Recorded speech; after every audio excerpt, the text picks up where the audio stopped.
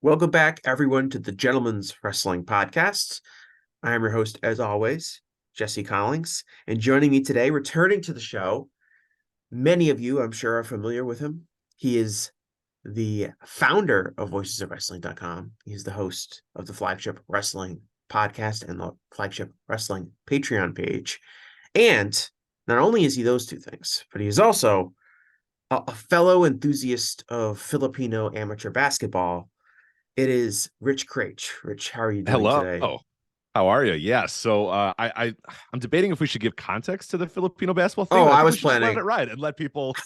It's up to you. I think like, oh wow, I didn't realize these guys were, and then people start sending us Well, stuff, or it's up to you. But well, you don't have I to. You don't have to worry about people sending you stuff oh because yeah, you're I get getting it all the all. latest info. Right. So the context of this is that a few months ago, me and Rich both discovered that we had the same experience on Facebook, which was getting these like recommended pages and videos for us, and they were all like appeared to be like amateur leagues in the Philippines.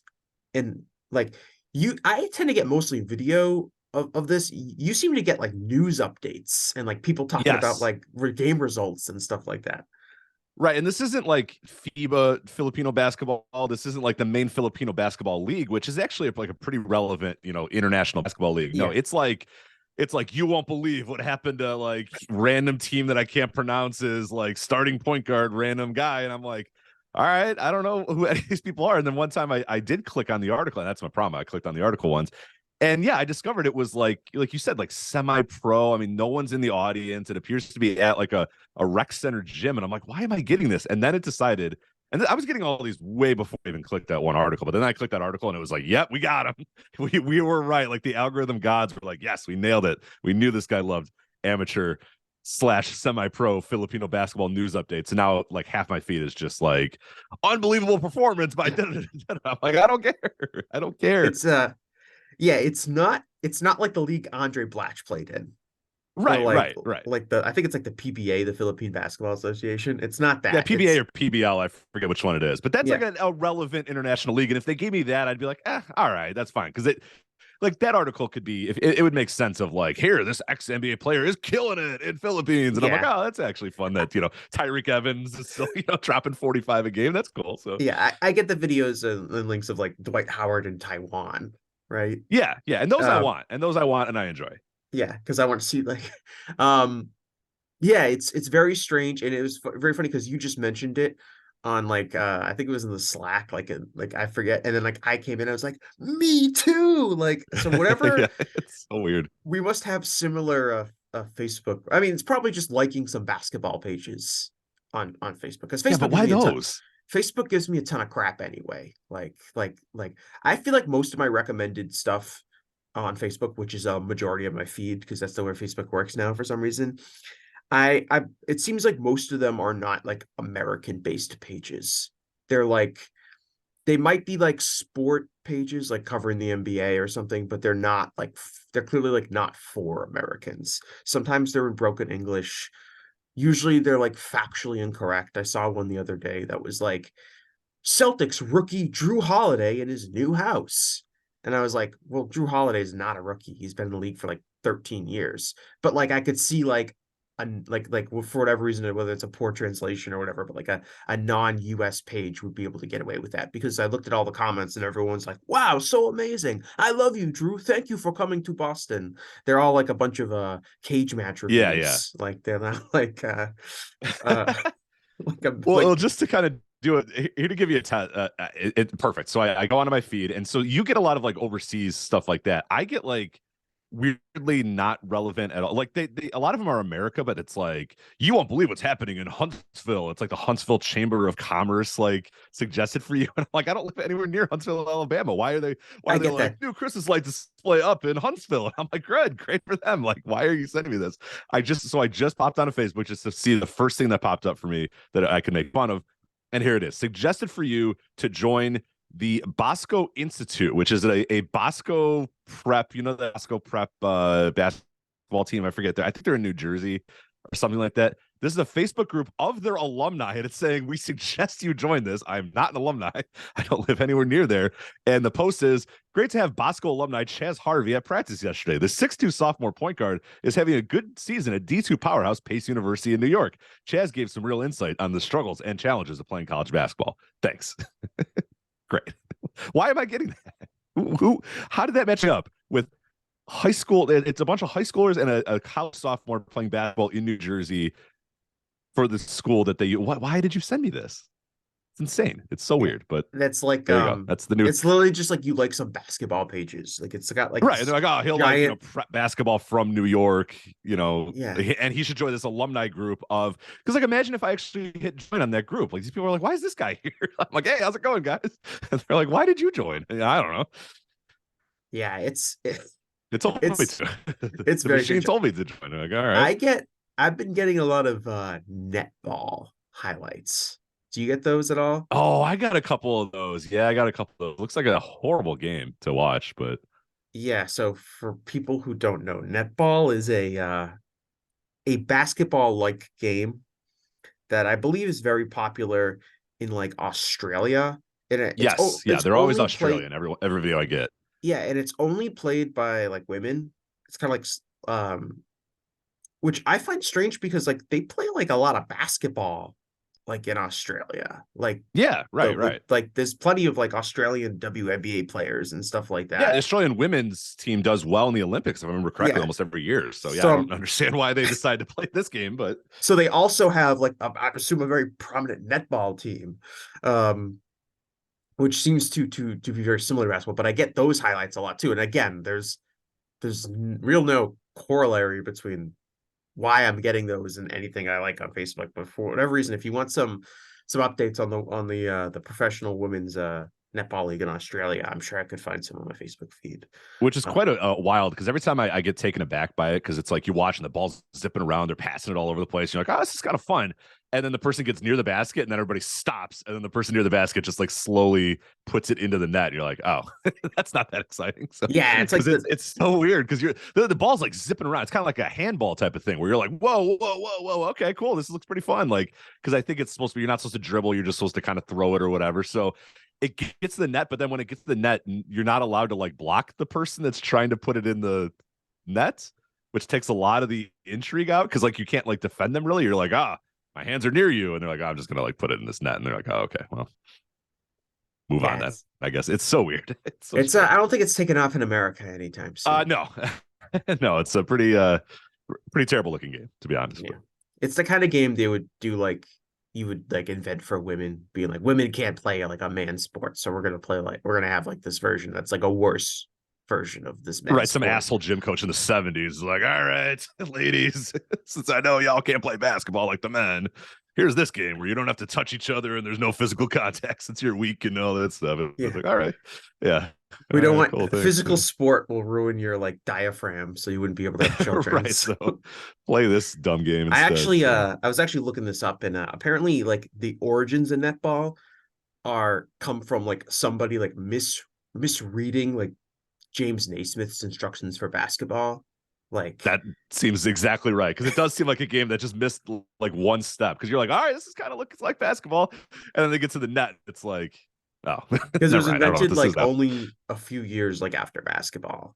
But like someone, there was like like there was like a couple copies of the rules going around, and they got one. Like it was like a game of telephone, and by the time they got that, right, they like missed some of the rules. Cannot defend a person shooting. It's like, all right, well, whatever. Anyway, we were not here to talk about the Facebook algorithm. No.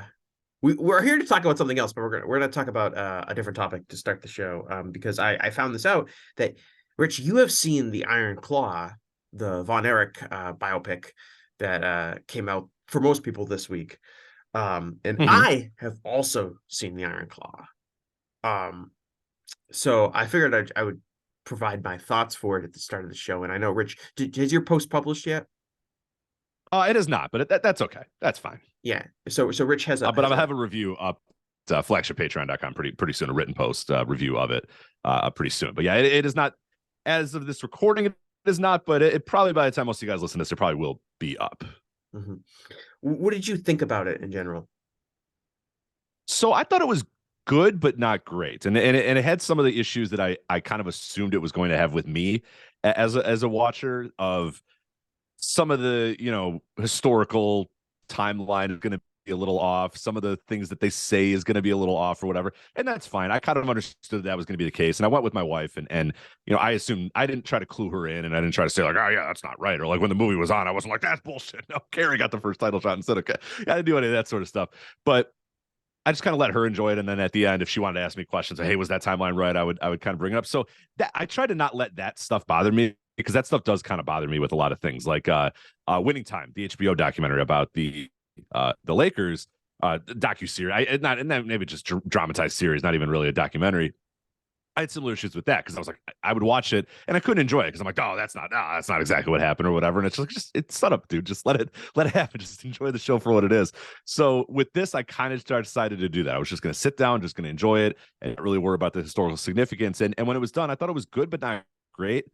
I think one of the issues that I had is I think that they did a really poor job of telling you really just how important the Von Erichs were to Texas. Like they I think they did a really bad job of sort of explaining what that family meant to that region and what world class meant to that region. Because it's just like the movie starts, you're in world class. Hey, he's got kids. Fritz has kids. They wrestle, and then that's you kind of go. And it's like, well, they didn't do I didn't enough world building in terms of what that promotion meant, what that family meant, and then how important these kids were to world class. They just kind of like I don't know. I think they missed a step there and really lacked an ability to make you care or understand that these guys were gods. Like these were literal gods in Texas, and that everything they did was under a microscope, and they had to be perfect in public, and they couldn't be seen drinking, and they couldn't be seen doing this, and couldn't be seen doing that. Like I think they missed that boat a little bit, which made it tougher to care about the people and especially care about the tragedies as they were happening, one by one by one by one. But ultimately, I think they told a pretty good story. I just think that was one of the things that was mostly missing for me is explain a little bit more of why these guys are what they were in Texas. I don't think they did that enough. Yeah, it's interesting because that's like one of the most famous things about the Von Erich, which is like that these guys were like mega over, and that's not really represented in the film. Like they No. talk about like they're successful wrestlers, but um they're never like represented as I think like gods to the people, which is really interesting. Yeah, like Kevin just goes to that restaurant with the the girl that he's then dating and would eventually marry, and it's like he's just at the restaurant, and then like one person comes up and they're like, "Hey, Kevin," and that's it. And I'm like, no, dude, he would be swarmed. Like, you know what I mean? Like that they didn't do that, and it tells such a better story if you tell the idea that these people were just literally swarmed and followed around, and it was like the most important thing on earth was that these people were here, and they were they were gods in the city, and I don't know if they quite, because that was where a lot of the pressure came from. That's where a lot of the nervousness and the depression, that sort of stuff came, that they had to be these larger than life gods everywhere they went, every single day, all the time, with their overbearing dad, looking over them the entire time. And I don't think they did that. They just were like successful wrestlers in their hometown. And that's like, no, that's not really, you're not telling the full Von Erich story if you're just having them be guys that, like you said, were good wrestlers in the town. No, they were gods. They were just everything to that town. And I think that tells such a better part of the story that makes it so much more of a tragedy when they eventually do die. Yeah, for me, I guess like the historical stuff really doesn't bother me at all. Um, I think like as a standalone film, like without really like weighing in on like whether historical accuracy or like what I thought was like a proper representation, I thought it was really strong. Um, it is sadder than I thought it was going to be, which is saying something because I thought I was going to be pretty sad. Um, there is I don't want to spoil this entirely. There is a scene towards the very end of the movie that is like that you don't expect to see, and it is extremely sad. Um, and I also want to say this. If you are going to this movie, please make sure that you are like in your seats at the very beginning of the movie, because like the best scene in the movie is the like almost like literally the first shot of the movie. Did you see that, Rich? Yes. Oh yeah. I was there bright and early. Yeah. Like I made sure I didn't miss a second of it. the very first shot, which is a black and white shot of Fritz like in the ring. When I saw that, I was like, oh my God, this movie's going to be amazing because it's so good. Um, I read did you read there's like a review in the Observer that Dave got from somebody. That's like a really grumpy review. I did not read that. No, I haven't gotten to the Observer yet this Yeah, week. it's like it's the guy likes it, but he's got like all these like what I would consider like these people that are like real historians of the Dallas territory are probably not gonna like this. I know I think like Paul Wedding, who is a huge Dallas guy. He's in our Discord. I remember he saw it like a month ago because he was like in the area and I don't know if he was at like the original screening or something, but he saw it like a month ago and he said like he was kind of bothered by I think a lot of the details being wrong. Um, but I still think it's a really good movie. I think that it is ultimately a movie about a family and a movie about brothers. It made me sad. I don't have a brother when I watched it. Uh, the and I think that they do a really good job representing like just like the importance of family and kind of the different dynamics. And if you ever have lived with a complicated family or complicated parents and siblings and things like that, it's very relatable, even if the tragedies aren't. And I think this isn't really, I don't think the public is going to get this out of the movie, but wrestling fans certainly will, which is the movie is ultimately about this family and these brothers, but it is also about the corruption of the pro wrestling industry and what a messed up industry it is, especially in the time period that the Von Erich brothers are getting into it. And you would think that if Fritz did anything else with his life, whether they were all football players or he owned a car dealership and they all worked there, all of these guys would have ended up fine, but they weren't. They were in the pro wrestling industry, and that ended up spitting out and a bunch of them and sadly really leading to so much tragedy because you can point to each of these brothers' deaths, including one that wasn't even shown in the film. Um, and you can say like pro wrestling was in some ways responsible for it. Which is again just like a testament to like what a crappy industry this is and what a crazy, insane, illogical place this is and the kind of people that it attracts. For sure. No, the point that you brought up about it being a movie about brothers more than anything is perfect. Yeah, and that's exactly how sort of my wife, who came in with no context, didn't really care about the Von Erichs, didn't do any of that sort of stuff. By the end, she was very emotional. The scene that you're talking about, like I was kind of surprised that she did that. And she has a brother, so maybe that's probably one of the reasons that I'm an only child. So to me, I was just like, whatever, it's the Von Erich movie. I'm just here for the wrestling stuff or whatever. It didn't hit me on the same level, but no, it's definitely. I think if you go in thinking it's a biopic about, world-class championship wrestling and the Von Erichs, it's not really what it is. It's about the Von Erich family. And they tried to make it so that even if you didn't care about the wrestling or the wrestling wasn't that important to you, that you still got the idea that it was about the dynamics of all these brothers, the dynamics of their overbearing father, the dynamics of a mother who maybe didn't want to address what was going on in the family and just kind of ignored it until she couldn't ignore it any longer. Like, it's kind of more of that, which I think is I understand why they did that. That's more relatable than like, here's, a lot of those people that are grumpy about it, like they weren't going to turn around and be like, hi, I'm Bill Mercer. Like, this is Bill Mercer. He hosted the World Class show. And it's like, all right, we don't need that level of like detail on like the history of World Class. You know what I mean? Like wrestling fans need that explained to them. They're not going to be able to get it, Rich, right, if you don't like explain it to them.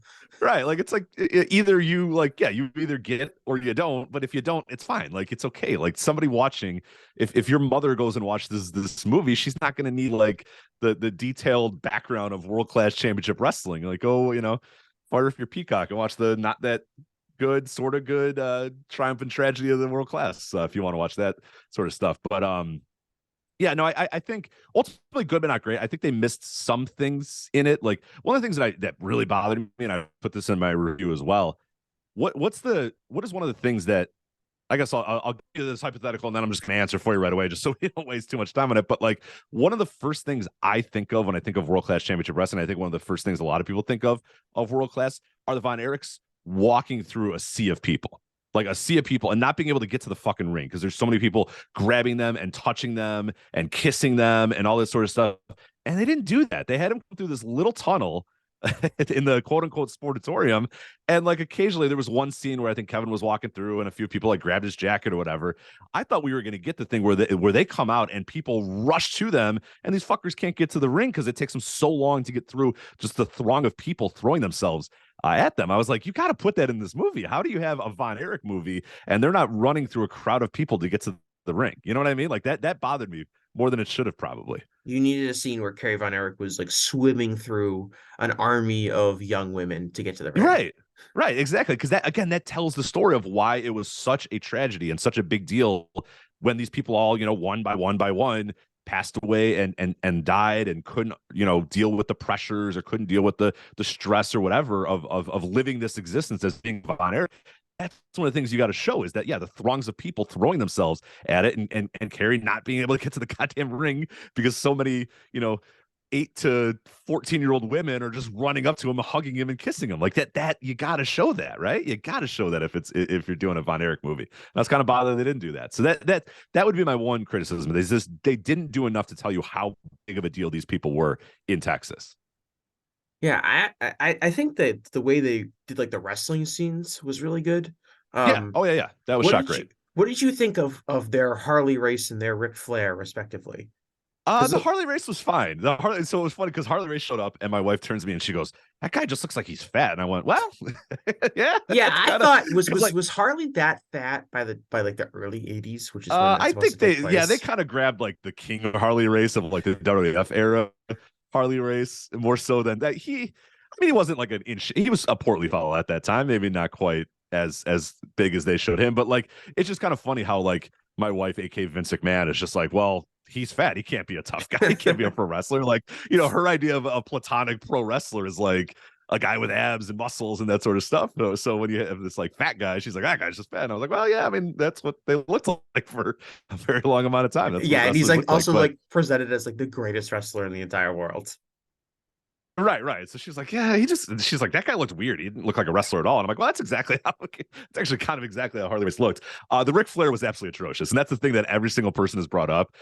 One of the worst casting things in the entire movie is the Ric Flair, who can't even do the woo right. You couldn't find a human on earth that can act like Ric Flair and do a woo. I mean, come on. What are we doing here? I think, so my hot take is going to be the guy who played Ric Flair does not look or sound like Ric Flair at all, but I actually think he does a really good job conveying Ric Flair energy. The promo is good, like the actual like energy of the promo is good, but he can't say woo right, and that I can't get past that. I just can't. It's woo. Everybody can do woo. With both Harley Race and Ric Flair, they do a great job. Basically, what they do is they basically just air two famous promos from them respectively, like to set up like their introductions as characters, and then like the idea that these guys are like big wrestling stars. And I think they do like an amazing job setting up that like, oh, these guys are the best, especially the Ric Flair promo, which I think is like, granted, they're just like aping like a classic Ric Flair promo, but I still think it comes across great, especially if you don't know who like Ric Flair is or anything about him, which is like, oh, this guy's like the greatest wrestler in the history of the world. But the guess, I also think like Ric Flair is like a extremely difficult person to present on film because he's Ric Flair. If there were a bunch of people that could do credible Ric Flair impersonations, there'd be more of them in the industry, and there's not. I do kind of agree with that too, because that me and my wife were talking about the Ric Flair character afterwards. She was like, "Yeah, it was kind of a bad Ric Flair. I think that was pretty bad." But then as we were driving, I was like, "Yeah, but it's probably hard to get a Ric Flair. Like maybe the best option would have been just like put a ton of makeup on this Ric Flair, like the actual living Ric Flair, and try your best to make him." These days might be pretty tough. You could have probably pulled it off about 5 years ago. This current iteration of Ric Flair, it might be tough to make. Because the voice is starting to go and stuff, and he's got that weird lisp or whatever. But yeah, you're absolutely right. It ultimately kind of came to my, I was like initially making fun of it and then realizing, you know what, it's probably very difficult to find anybody on this planet that could be Ric Flair, because there is only going to be one Ric Flair. When Ric Flair passes away, nobody else will ever be Ric Flair ever again, because it's just, you can find another Harley race. You know what I mean? Like that, that's not that. Ric Flair is 101. You're just never gonna be another one. So I do agree with you with that was probably very difficult casting, but you got to get the woo right. I'm sorry, you got to get woo right. I just can't get past the woo, and the hair was ridiculous too. Have some guy grow out his hair a little bit. Yeah, I'm trying to remember. Did he say like who? Like how Yeah, he did he goes, get it wrong? whoo, Yeah. whoo. And I was like, no, it's not whoo. Like he has an H in there. There's no Yeah. H. No H. MJF was the executive producer. Why didn't he get that right? Right, exactly. Maxwell Jacob Freeman in his 4 seconds of screen time as well as I didn't Chris even Von Erich. notice him. Yeah, I thought it, and it was, it's kind of obvious they kind of speed through like the last like 7 years of World Class. So I understand, like, Yeah, I could yeah. see how his spot got cut because, yeah, well, like I see why you want to bring him in for the movie because you're like, oh yeah, there was even a fake Von Erich. But then when you're writing the script, you're probably like, we don't really need to well, when waste, you're editing the 20 film minutes and on it's this like, fake Von Erich. Yeah, yeah, like what are we doing here? Yeah, like, and you're like editing the film and it's like, all right, this is already 2 hours and 11 minutes, and it's like they Chris Von Erich is non-existent, sadly, despite his story probably being pretty easy to tell in terms of like being the run to the litter and Right. being being forced to go into pro wrestling. The last thing I'll say about it is a lot of times with like wrestlers and like wrestling representation on film and stuff like that is the wrestlers are not, the actors struggle to be like as jacked as like the wrestlers were. And that, I don't think that's really a problem in this movie because Zac Efron is like distractingly huge in this movie. Yeah, why is he so big? I remember when the images first came out of Zac Efron and his new HGH/anabolic steroid body, which undeniably they had to have it's found, not a normal body. They had to have found, it's not only is it a normal, it's actually very impressive, Rich, because not only is it not a normal body, but it is like the exact same kind of like ripped but also kind of fucked up body that like people had in the 80s that were using steroids. Right, yeah, they found like a vial of 1980s anabolic like Dr. George the Horian style steroids, and it's incredible because like they have steroids now, and that was the thing I couldn't believe. I was like, man, what steroids did he find to take? Because they have like good, I mean, hell, look at the current World Wrestling Entertainment roster. They have very good steroids now that won't make you look puffy and make you look pretty damn good and still pretty big or whatever. They found him like classic, like 1985, 86, 87, Dino Bravo, like Hercules type steroids that just look massive. But it was always so weird because I'm like, you're Kevin. You don't have to be that massive. The grumpy lead. Just get lead. What are you doing? The grumpy review in the Observer was like very upset that Kevin was bigger than Kerry in this movie. Yeah, I mean, I can survive. It's fine. Like that doesn't. It didn't bother me. I just found it hilarious. You know what I mean? I just found it very, very hilarious that he was so big. And it's like he probably showed up and it was like, I'm ready. And they're like, you're Kevin. And he was like, well, shit. I got this big, so we're just gonna have to do this. This is Kevin. Because like he definitely thought he like looked up, he like Googled Kevin Von Erich, but probably like autocorrected to Kerry.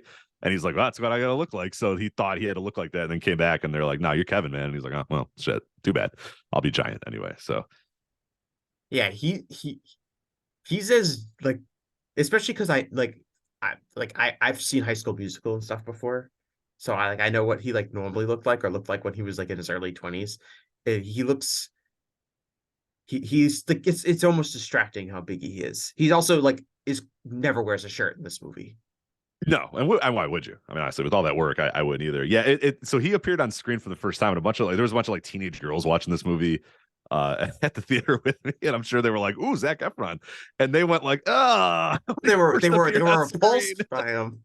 Yeah, and his like cheeks are like, because he's like swollen, and it's just because I think they were like, "Ooh, it's Zac Efron. He got himself in shape," and then he comes out, and he's just a grotesque man. It's like a Frankenstein monster, right? It was so good, the reaction. They were like, "Oh!" So yeah, I don't know, but hey, good for him, I guess. Yeah. Well, I think he did a great job in the movie. Like, no, he did. He is fantastic. Yeah, and then the movie hinges a lot on both him and I think like Holt McCaskill's acting ability, which is very good. I think. No, I mean, my hot take, I thought he sucked. I thought he sucked fuck you, Rich. Fuck you. I love this is a podcast where we respect Mr. Holt. And yeah, I kind of thought his character as Fritz sucked. He was like, "You're gonna be the National Wrestling Alliance champion." He would look like the way he explained everything, I just thought kind of sucked. So Oh, I don't think know. they should. I was thinking like I think like AEW should bring him in and just have him do like a Fritz impression and be like an on-screen character. Yeah, I don't know. I kind of thought it stunk, but I guess Oh, I'll this is a that'll terrible be take. my hot take. So. This is a podcast that respects Agent Bill Trench. Okay, I'll tell you that right now. Anyway, we're not here to discuss the Iron Claw. That was a surprise movie review that you guys are getting. The real reason here is I wanted to kind of go over, I think, like the state of American wrestling heading into 2023. Kind of really kind of evaluating maybe like what we learned in 2022 and what kind of impact that's going to have in 2023. So I'll leave it up to you, Rich. Would you like to discuss World Wrestling Entertainment or All Elite Wrestling first? I'm gonna have to flip a coin here. So let's Oh, yeah, you know what? Actually, you know what? Let's do AEW first. Let's do AEW flip first. a coin. Everybody talks WWE first. Fuck it. Now let's do AEW first. Yeah. Well, did you know that Kerry Von Erich won the NWA World Heavyweight Championship on a flipped coin? That's what I heard. Yeah. That's what the story was. Yeah. The all right, so All Elite Wrestling. I'll start with this. The kind of theme I'm going for is like what is something that we learned and what is something that's going to happen in 2024, needs to happen in 2024, to kind of define the year for AEW. And so I think what we go ahead. Sorry. No, yeah. So I was just gonna say I think no, I'll let you go ahead because mine might work better as a response.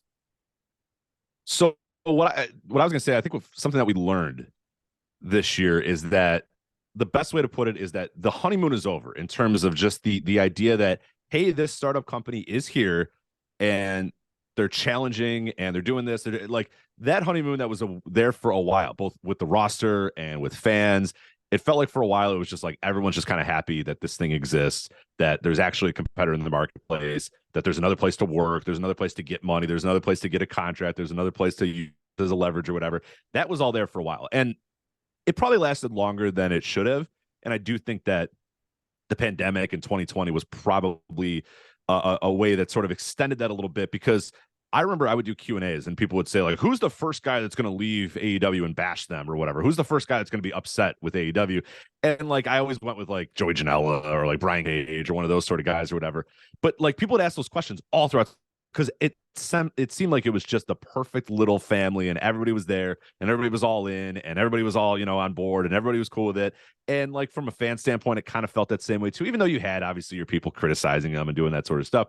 But like you're dyed in the wool, like people that were actually watching AEW and not just, grifters or whatever online were all in. Like they were, was on board. Everybody was enjoying most things. And yeah, there was criticism and there was arguments or whatnot, but everybody was still kind of collectively, I thought, wanted this to work and wanted this to be a viable thing. So you had that throughout all of 2020 and most of 2021, and then things got fired up even to a bigger degree in 2021, and then it was like, oh man, these guys are cruising. And even in 2022, even losing Cody, it felt like they kind of rallied behind that a little bit.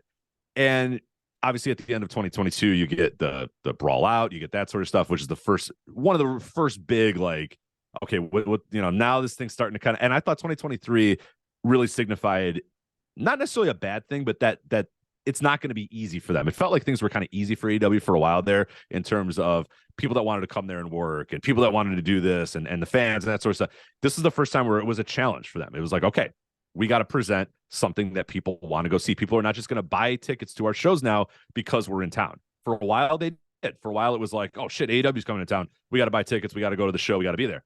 That happened for a while. That's not happening anymore. They got to work a little bit harder now. They got to put ticket deals out there. They have to make sure they're promoting stuff a little bit more before they come to a town. In terms of wrestlers, they have to present a better, because now WWE's a viable alternative again for a lot of these people to go and get a job there. So now they got to do a little bit better about pushing people and do a little bit better about, keeping people happy. And I think it was just kind of, to me, the first year where it was like, okay, now this is a big boy company in a lot of ways. And that's good and that's bad. In some ways, but it's like now that bloom is off the rose in that sort of sense, not necessarily that like, oh, this company's fucks and sucks and it's failing and all that sort of stuff, but just that like the easy, roll the ball out and let the guys play. Like you could do that for a while and get by, but now it's going to be a little more difficult. Now they're a big boy company, a real company, and there's going to be struggles. There's going to be good. There's going to be bad. And yeah, you got to work a little bit harder to get fans to watch. You got to work a little bit harder to get fans to go to the shows, and you got to work a little bit harder to keep the wrestlers happy and do all that sort of stuff. So now they've become a full-fledged, like, true wrestling company in that you're going to deal with some shit. You're going to deal with some shit, and you're going to struggle, and there's going to be ups and there's going to be downs. So again, I think it was just kind of the honeymoon was sort of over more than anything this year in AEW, and I think that could be a positive and it could be a negative. We're going to see here in 2024. Yeah, I think what happens when you're around for like 4 years now is you stop being compared to what came before you or other wrestling companies that were around, and you start being compared to yourself. Like in a vacuum, like if you were to take whatever AEW's business metrics you want to use right now, and you were to like go back in time to like 2019, 2018, and be like, this wrestling company is going to start, it's going to be an alternative to WWE, and it's going to, draw, 4,000 fans for TV tapings and the potential of more than 10,000 fans for pay-per-view or for pay-per-view events. They're going to run Wembley Stadium. They're going to be a top 5 cable show, plus have 2 other shows on cable at the same throughout the week. They're going to, whatever your business metrics you want to have are, if you were to say that, it would like blow people's minds compared to where non-WWE wrestling was in this country in like 2018. But that's not what AEW is being compared to anymore. They're being compared to where they were last year or the year before that. And that goes for the quality of the product as well. You can't just be like, oh, we're better than the absolutely terrible WWE product, so we're going to look good by comparison. You're being compared to your previous product. Right. We're not Vince McMahon. Like that really for a long time, 2019 through 2021, pretty much, you could just say, we're not Vince McMahon. We're not WWE. And that was enough. And that was enough for people to go, okay, I get it. Yeah, I understand. Yeah, cool. All right. That was enough. And that problem kind of, they weren't able to do that anymore. They had to work a little bit harder. Yeah. And I think, the racial, the I guess the general wrestling fan consensus that thinks WWE is good now, is a major difference in terms of how people view AEW, because they don't necessarily see, a lot of these people don't necessarily need AEW anymore. They don't want AEW anymore because they view WWE more favorably now that Vince is gone. And that plays a role as well. I think for me, when I think about like big picture stuff for AEW, what we learned in 2023 and moving into 2024 is 2023 is, to me, in AEW, like it's the year MJF became like the most pushed person in the entire company, became the face of the promotion. And whether or not you enjoy his performances or not, are kind of irrelevant to what I'm saying, I think, in terms of like, this is the year they took somebody, a younger wrestler on their roster, and they just pushed him super, super, super hard ahead of literally everyone else in the company. And again, no matter what you feel about his performance, I think ultimately that's a positive step in terms of, we're going to create someone that's never wrestled in WWE, that's never really wrestled anywhere else of major prominence before we got him. We built him into a star, and he is now our number one guy. Could he be performing better at the box office? Absolutely. But I do think it's a positive step for AEW and the wrestling business in general, that kind of star is being attempted to be created, like, really thoroughly. And my question for 2024 would be, who else are you going to be able to do that with? Because I think you have some interesting people on your roster that are gaining some momentum, and can AEW have the focus like they showed with MJF and push them super, super hard, ahead of maybe the more established name talent you have on your roster. And that, to me, is like a critical component for AEW. It's a critical component for growth for the company to hit on a new star or multiple new stars. And it's not relying on other wrestling companies, chiefly WWE, to create your stars. And I'm worried about it, because I think one thing that I think WWE does significantly better than AEW from the creative perspective is that when WWE picks their top guys, they totally I don't want to say like overexpose them, even though they probably do, but they just push them super hard. It was very obvious, like when they got Cody, like how prominently they featured Cody and how they made Right. him feel like the singular giant star. And I think AEW sometimes struggles to do that. I think they do it with MJF, and they did it like when they had CM Punk, but they don't really do it with that many other people, even some of their bigger names. And I think AEW has a problem with guys getting momentum and then kind of not having a consistent creative direction, and that hurts them. And I think that comes down to Tony Khan and the creative team not having stuff for them or not having a coherent plan for them to do. Like Cody feuding with Judgment Day for like 2,000 straight weeks is not very creative, but it did keep Cody in a prominent spot week after week, and you knew what he was doing. I think you can do a better version of that by being like slightly more creative in what they're doing. So you're not just doing rematch. But I think Hangman Page's 2023 is a perfect example of somebody who has had inconsistent creative given to him. And the result is like he has two absolutely amazing matches and feuds in 2023 when he was like actually given stuff to do, but that's it. He's missing for time. He's doesn't have direction. And he's like supposed to be one of your top stars. And to me, that's kind of unacceptable. And that needs to be cleaned up for 2024 and moving forward, because that's how you're ultimately going to be able to get people over and make your guys feel like stars.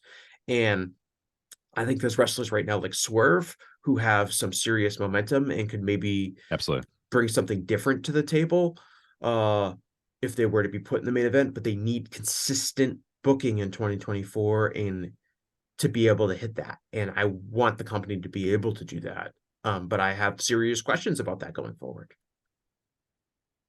Yeah, and that's exactly what my note is for 2024 for AEW was, first off, secure that TV deal. That's going to be the biggest one. I'm sure we're going to talk about that a little bit later in terms of WWE and their moving parts of their TV deal. But I think more than that, notwithstanding them not getting a TV deal at all or any sort of stuff like that, who the hell knows with that? That's still kind of moving and shaking, and that'll be obviously the biggest story I think of 2024 for both AEW and WWE is where Raw ends up and where AEW their catalog of shows ends up.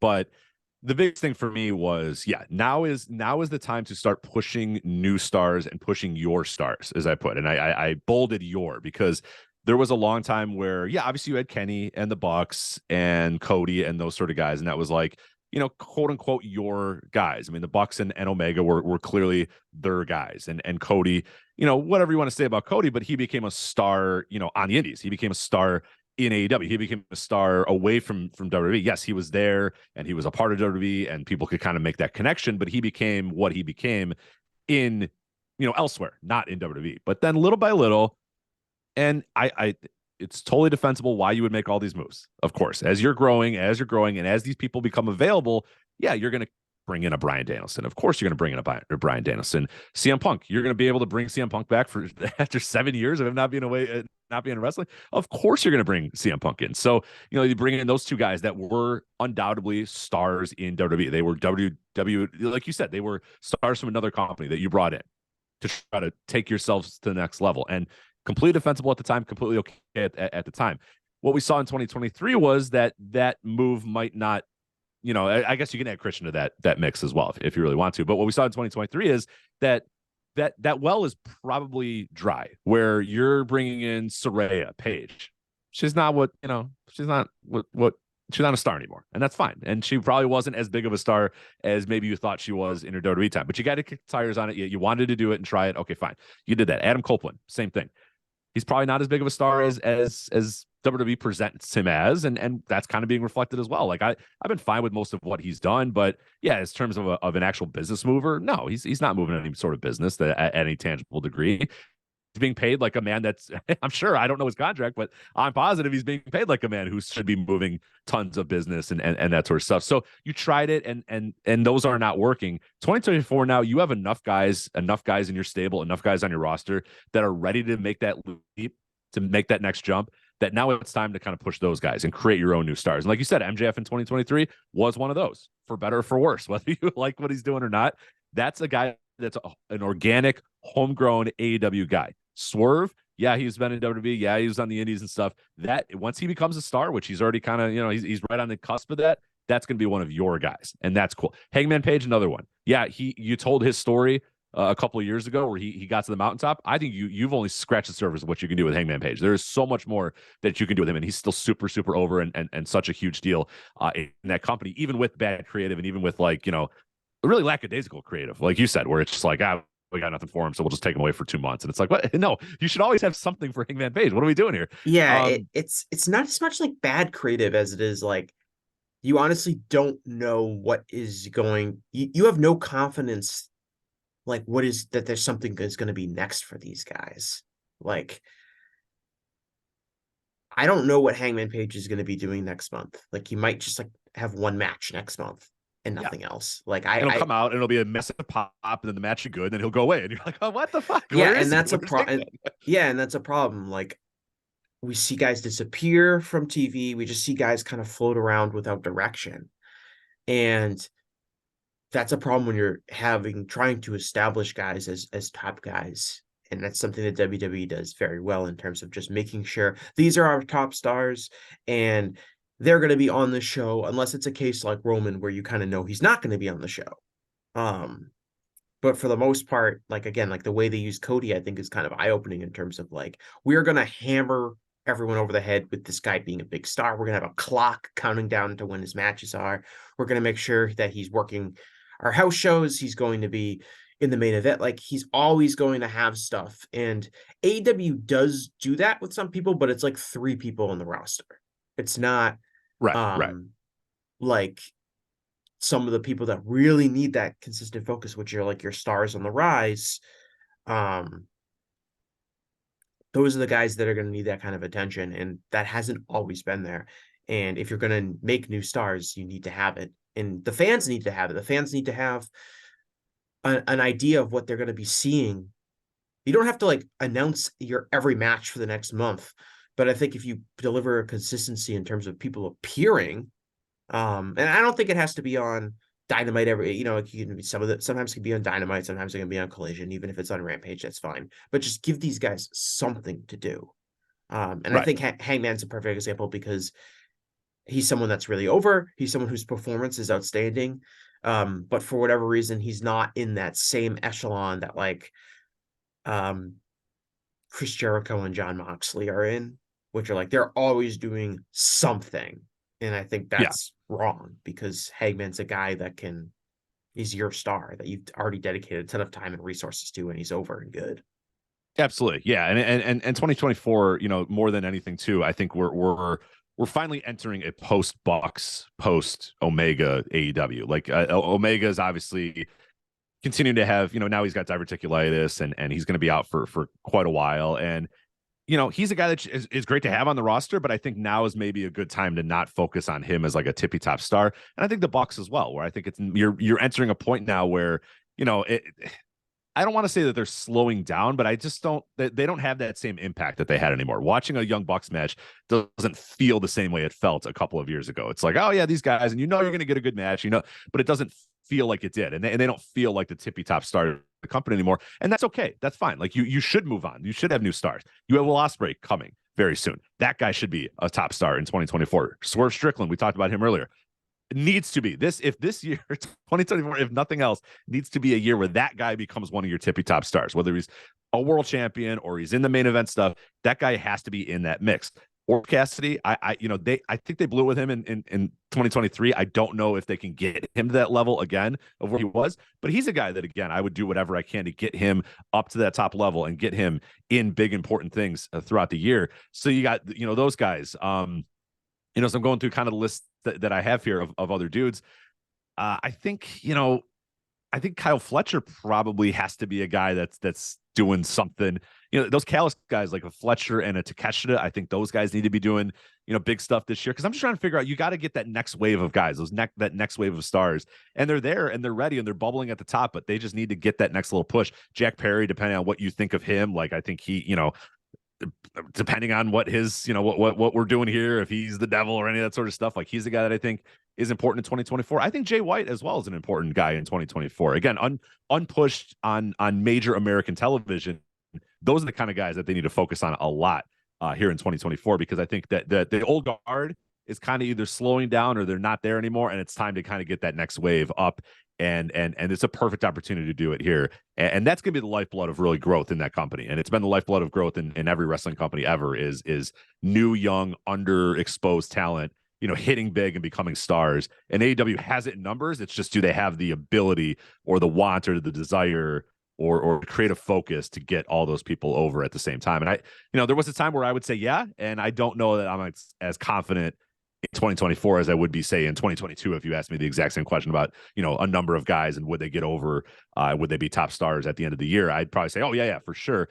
After 2023, I don't know. We saw a little bit of, unfocused booking throughout the year is probably the best way to put it. It just felt like a lot of people getting pushed in a lot of different directions and not all of it kind of building up towards the same thing, or at least building up towards, creating new stars and getting the company, over as much as possible. It felt like there was a little bit of lost focus in 2023 for AEW. Yeah, and like one of the interesting things about the company is, unlike another company that we're going to discuss very soon, there's no shortage of these guys on the roster that you could elevate and push into these positions, which makes it kind of frustrating at the same time. That's not like some of these guys are like just ready to go. You just need to give them something a little bit consistent. Right. And like you said, with WWE, like they have guys that aren't even dudes that they're making. They made LA Knight a thing. Eli Drake became a thing. And it was like kind of through like, just like, hey, let's have him come out and cut like the same promo every week. Right. And he became a thing. And it's like AEW is an embarrassment of riches of guys that they could go over and have as tippy top stars that, like you said, we're focused on. We're important parts of the show. And WWE has nobody. They really don't. If you look at that roster is thin as fuck. They got nobody. No, we'll talk about it. We'll talk about it in a second. Yeah, I think, but they could like put that little like that. There used to be that star making machine thing. We used to laugh that the star making machine was broke in WWE because for a lot of years it was broke. Like there was this idea that for a very long time WWE could just say, this guy's a star, and then they'd make him a star. But that got broke for a couple of years. It's back, man. They made Eli Drake a fucking star in 2023. And that's, like you said, is so much more frustrating for AEW because I just listed off like 5 dudes that I have on my list, but you could probably give me a list of 4 or 5 other dudes that I didn't even have on my list that also could do that and be in those roles and be tippy top stars. But does the company have the ability to make those guys stars? And I think that is what was a struggle in 2023 and hopefully is not a struggle in 2024, because then we're really talking about a company that has completely lost its focus and maybe its identity. Yeah, like I'm thinking, like coming out of this, like I mean, I'm thinking about someone I think has a ton of potential if they wanted to go further with him, and I think he's different than anyone else that they have, and certainly different than anyone else that WWE has as well. Is Roosh, in terms of a guy who I think is starting to really get over, right? And that's a great call. Now he's also Roosh, so you maybe want to be careful with like how hard you push him. he's got a baby now. That may have changed the man. Maybe hopefully Tony Khan has gotten way more clean jobs out of Roosh than I ever thought than anybody else. So yeah, maybe he's a changed man. Well, here's the thing about Roosh, and here's the thing about like, since Mexico is like going back in time in a lot of ways, where it's like guys can refuse to do jobs and guys are really protective of their spots. And that's the way you make the most money, is kind of by still being a huge carny asshole. In American wrestling and AEW and WWE, you make the most money by like not rocking the boat and people thinking you're reliable. That's how Dolph Ziggler made like $20 million in his career. So like maybe he's just realized, he's like, you know what, if I actually do a few jobs now and then, like I'm going to make way more money than I ever did before.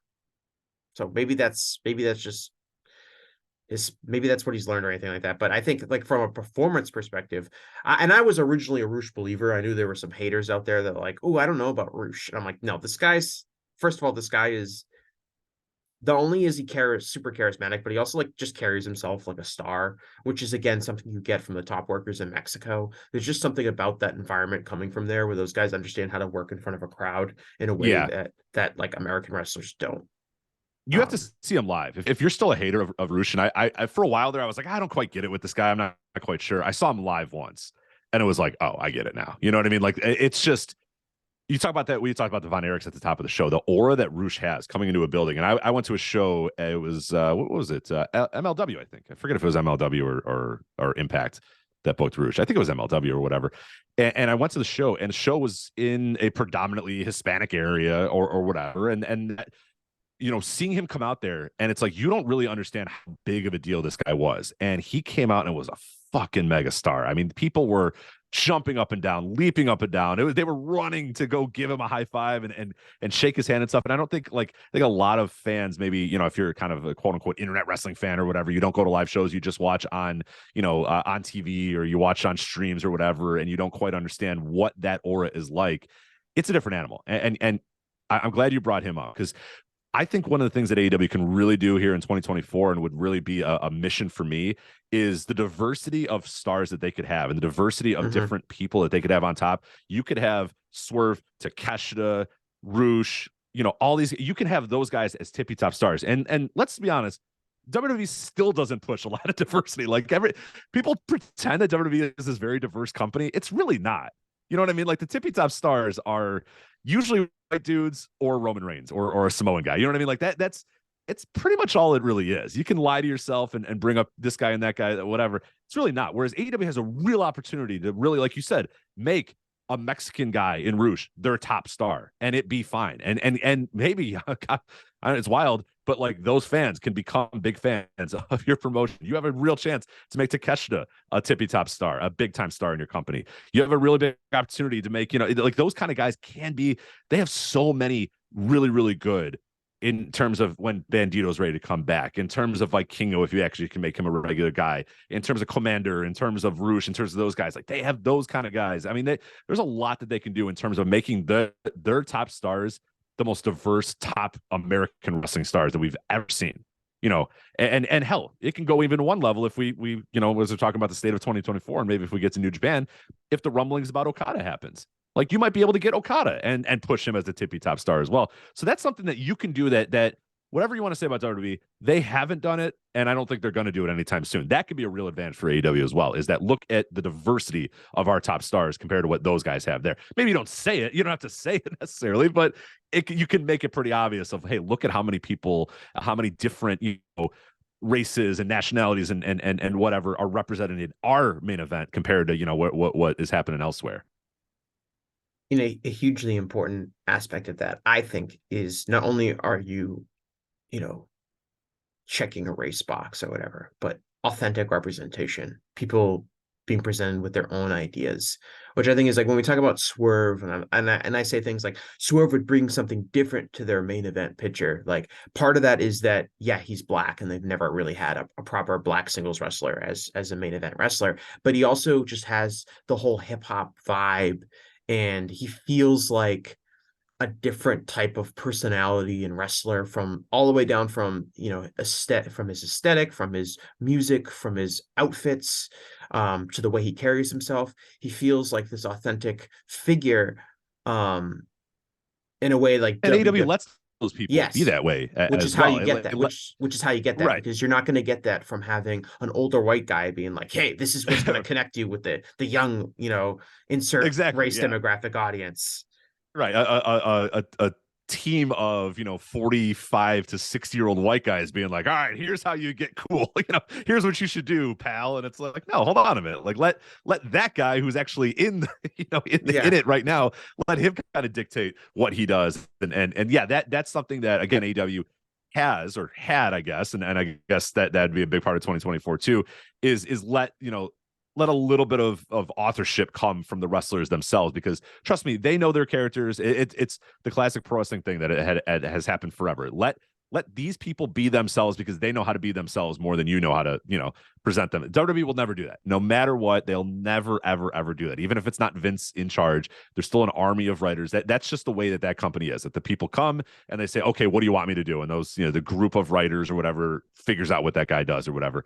AEW has that advantage where there's a little bit of equity in terms of the wrestlers can kind of do their own thing and offer up their own suggestions and that sort of stuff. And they should not lose that, especially not in 2024 with so many different new younger wrestlers, ready to emerge. That should be the biggest time to let these guys kind of do, have some sort of say in what they do, and that sometimes works well, and sometimes it doesn't work well. But I think that sort of authenticity, you can't replicate that, especially with people like Swerve and Takeshita and Roosh and those sort of guys. You have to let those guys be themselves, because there's no, like you said, there's no way that, 35 to 60-year-old white guys in a room are going to be able to tell these guys how to be and how to act. That's going to get over with the fan base. They're going to be telling Bianca Belair to say, I'm going to take off my earrings and beat your ass.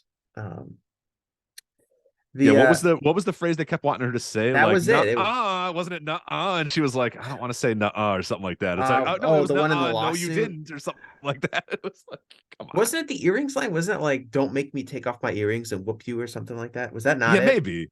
That was one of them, but I thought it was like, no way. Like, I forget what it was, but it was pretty wild. But hey, remember that lawsuit? That kind of went away. Hey, remember when there really was attention to it? Yeah. Well, it ended up changing. But remember when someone said in the lawsuit that's that a black woman writer that was writing for WWE said in the lawsuit that one of the head writers at WWE said, I don't know how to write for black women characters.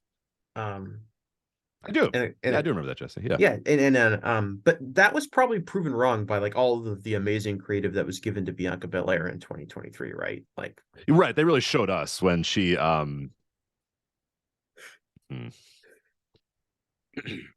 what did she do in 20? I'm not trying to remember now. That was honestly like, I can't believe that wasn't. I mean, I know why it wasn't talked about more, but like when you really think about it, it's like we have. Okay, it's a lawsuit. It's a bitter person who was fired. But when it matches up with like the complete lack of creative direction that Bianca Belair, who kind of like what we were talking about Hangman Page earlier, like kind of just like, here's someone that's over and really good, but we also have no creative ideas for them whatsoever. So they're just kind of float around for a year with very little creative direction, maybe be in like this eternal and feud with like the same people forever. Yeah, never and their stock or any sort of progression. And her stock is stagnant now because of that. But that's a different story. I think when we talk about like Roosh, like in general, like I just think that there is no one else like him on American wrestling, either in WWE or AEW. And that's something that you should really be going for, especially when he's starting to really get over with fans like that aren't like you're talking about like going to MLW, and those are fans that are like Mexican American fans that are probably maybe familiar with his AAA work because they're reacting to him like a god. But he's getting over with just like your regular wrestling fans that don't know him as like this major Mexican star, and that's due to his performance. And I also think like WWE has been trying to get like the next big Hispanic star since kind of, and it always ends up just being Rey Mysterio again. But to me, like what they've always struggled with is they've thought every Mexican wrestler should be Rey Mysterio, which means they got to wear a mask and be like a superhero. But there's only one Rey Mysterio, and or B, like since they don't know how to represent these people authentically, they often just like be like, yeah, you're just going to be like really into being Mexican, which is like kind of when they turned Alberto Del Rio face and they wanted him to be a face. Like his character was just like, you're just gonna come out with the Mexican flag and talk about being Mexican. You're a guy with Mexican flag. Yeah. It was just like guy who likes Mexico. Yeah. And it felt more like you're just like, we're trying to connect with the audience. So we're going to like really hammer home that this guy is Mexican, which again, maybe that's obviously the Mexican American population is the biggest Hispanic population in the United States, but there's plenty of other Spanish speaking people that do not identify as a Mexican and would maybe actually be resistant to someone being presented as being Mexican. But Roosh, like, and the way they present Roosh is like Roosh's gimmick is that not that he's Mexican. Roosh's gimmick is that he's like an awesome badass.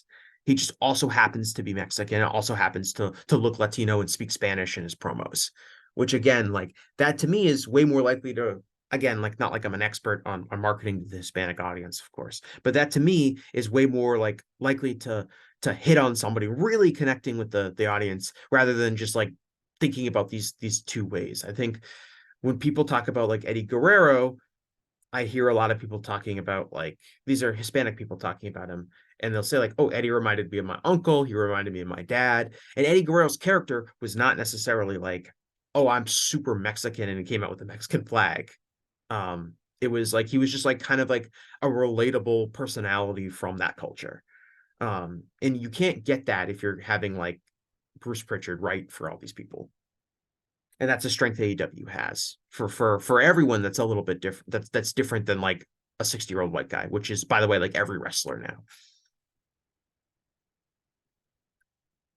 No, for sure. I think, you know, that to me is short of the TV deal is the biggest thing in 2024 for AEW is getting that next wave over, getting those next new stars over, because I think they're really staring it down now, where I think Chris Jericho is starting to, you know, his important, like, I think he's still fine. Like, I'm not one of those Chris Jericho haters, but like, I think he's starting to, it's starting to wind down in terms of what importance he has and how important he is to the show and that sort of stuff. And just his general aura is just kind of like, all right, now it's starting to feel like you're just watching an old guy. You know what I mean? And then 2023, there was a lot of that too. You know what I mean? Like you saw the destruction of CM Punk or whatever on AEW television. And it's like, okay, we went and did that, and that's fine. And like Bryan Danielson's awesome. He's incredible. He's one of the best parts of the AEW show. But like, you need to, I think, use 2024 as a way for him, you know, saying it's going to be his last year as a regular pro wrestler. That's a very good opportunity to kind of move him down the pecking order and maybe get people up, and he can be a big part of that. He can, and he's obviously a very willing person to lose and get the next wave over and do that sort of stuff. Sting, we haven't mentioned Sting as well. He was a great pickup when they picked him up, but now he is going to be done in 2024. We're 2 months away from him being done. Like, I feel like there's a good opportunity for him to help the next wave come over, whether it be a Darby or whatever, if he's not on Everest or whatever the fuck. This wild Yeah, if he thing that he's going to be doing on this week. Darby. I think Darby's going to wrestle Sting at Revolution if he doesn't die in Mount Everest. But at the same time, I could also see that being a tag match. I don't know if that's going to be a singles match.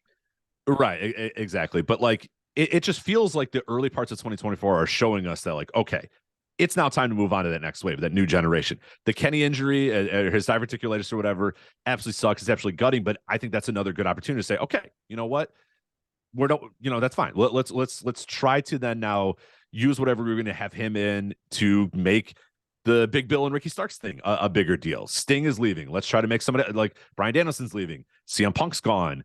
You know, the Christian Adam Copeland stuff has been good. And I think, you know, the actual on-screen stuff has been pretty solid, but this needs to be a pipeline to get Nick Wayne more over. It needs to be a pipeline to get, you know, whether you're going to do something with Luchasaurus or whatever. It's got to be something like that. Like I this, we saw in 2023, the company feel old in a lot of ways. It finally, for the first time in its history, felt like a company with a lot of older guys. Mm-hmm. And I think 2024 is a good time to kind of wash that away and say, okay, hold on a minute. Let's go back to the youth, because we have a lot of youth on this roster, a ton of youth on this roster. It's a good opportunity for us to make that youth the focal point, and the older guys can start taking a real step back, and their whole objective in 2024 needs to be getting these young guys, you know, to that next level, as opposed to being, you know, taking up a lot of oxygen on the TV, which they did in 2023. Yeah, and it's hard because even it's easy to be like people who you know have grown really stale that people don't like and say, we got to get rid of them. And I actually really like Chris Jericho, but I also think it'd be pretty easy to be like, we need less Chris Jericho on this show.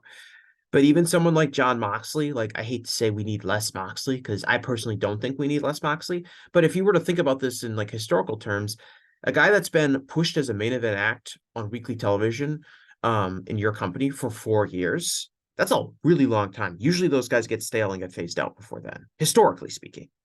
WWE doesn't do that anymore because the guys last forever. But it is one of those things where it's like, all right, well, we're now moving into our next generation of who our top stars are going to be. It's your top stars are not your top stars for 10 years. That's really never happened in American pro wrestling up until extremely recently. It's always about finding new stars and moving guys in and out. Yeah, and the point you brought up about Moxley is true as well. And again, I love Moxley and I love Yeah, Jericho and like I love it's those not guys, like but and it's a hard argument to have because people when it's easy when people like maybe dislike someone or aren't hot on someone, but then you say like, oh, someone that people really like and respect also should probably be getting could if they got less TV time, it might be able to benefit the roster. Like the big thing is like Adam Copeland versus Christian Cage, which is like people are so high on Christian Cage's performance right now because he's been really good, and maybe people are less high on Adam Copeland, even though I think he's been fine in AEW. But the truth is like these are just two guys who are right around 50 years old, who have been on TV for a million years and really don't mean that much for business anymore, if at all. So what are they actually accomplishing by being on television? Even though right. if we can say their performances are good, and that's a tough call. I mean, in AEW has so many good people that's going to happen a lot where it's like, we got to it's not like this guy sucks and this guy's great. So obviously you just push the great guy and get rid of the guy who sucks. But when it's like, Right, this right. guy's really good, but maybe he's a little stale, or he's not, he doesn't have the same kind of pop anymore. Maybe let's try someone else who's new and maybe less proven. Is a much more difficult decision to make. Right, right. And it's like that's how you're going to grow. And that's how you've always grown in pro wrestling. You don't grow by just pushing the same people over and over and over and over and over again. And eventually people go, oh, you know what? I didn't really want to watch these people 2 years ago, but now I want to watch them again. Or if they did watch them 2 years ago, you need new and different and unique and special. And that's the lifeblood of wrestling. So it's like, yeah, you can admit that you love Jon Moxley and think Moxley's great. You can think that Chris Jericho's great and like him, but you can also address that like maybe it's time for a new wave of people. Hey, if this company wants to grow and evolve and change and get to a new level, maybe not the next level, but a new level, yeah, you gotta guys need to come in and out. Like you need to the TV time that you allotted for a Chris Jericho probably needs to go to a Takeshita or a Kyle Fletcher or those sort of guys like that. That's what I mean. Like it's just that's what the lifeblood of wrestling has always been. Like you said, until very very recently, where people just hung around forever. But yeah, it's 2024's time now. It's time for AEW to start worrying about that next wave and getting that next wave up and getting the next wave through. And yeah, it's some harsh realities are going to happen with some of these older guys. And it doesn't mean that you think they suck and you need to fire them and get rid of them. But like, it's just time. Hey, Chris Jericho, it's just time. In terms of the Bucks and Kenny, like I can't believe we're saying this, but like it's time for maybe you guys to just not be, the biggest stars of the company. Like it's time for Hangman to be unquestionably the biggest star of the elite all the time and be the focal point of the elite. And you guys are just kind of the background players. That's how it works. And that's how it worked for decades upon decades upon decades in wrestling. And that's, I think, for AEW, how it's going to have to work here in 2024 if we want to see them really, get above, because they've been very stable in terms of a lot of the TV ratings and that sort of stuff, just kind of been hovering around the same level. I think for them, it's probably like, yeah, that's good to be on that same level and it's good to kind of be hanging around there. But I think maybe, 2024 should be a time to say, okay, let's see if we can, try something new and see if we can get this thing up a little bit, take some risks and try to get this thing moving up a little bit because, solid and stable has been okay, but it might be time to start trying to, upset the apple cart a little bit and be the disruptor in the industry that you were when you first started. And now you've kind of rested on your laurels for 4 years. Maybe it's time to start, getting back and being a disruptor. Yeah, I think it's and it's we talk about like phasing guys down and stuff like that. We're talking about egos. We're talking about people that maybe have some creative stroke in the company, and guys who are not going to necessarily take that kindly. But those are the decisions you have to make. And like you said, like historically, wrestling is basically full of like one wrestling company or territory is holding on to old stars and they're dying, and one wrestling company is pushing new stars and they're succeeding. We talked about the Von Erichs at the start of the show and obviously how big they were in Dallas. They were that's how that territory took off. It wasn't like, hey, we're gonna bring in like I don't know, like Gene Kanitsky, or they did even bring in Gene Kanitsky. I have no idea, but like they weren't like, let's bring back a star from the '60s and push them really hard. It's like, no, we got some young guys in their 20s that are going to connect with the new audience. Let's push them really hard. It helped that they were the promoters' children, but the point is the same. Is like you push new young guys. You didn't just go back in a time machine and hope to recapture some old magic or some name value. And that's the history of wrestling. I want to move on to World Wrestling Entertainment. And what did we learn about them in 2023? I think I'm always hesitant to say this because I'll never really truly believe it until he's dead, but it does seem like Vince McMahon is largely removed from the company.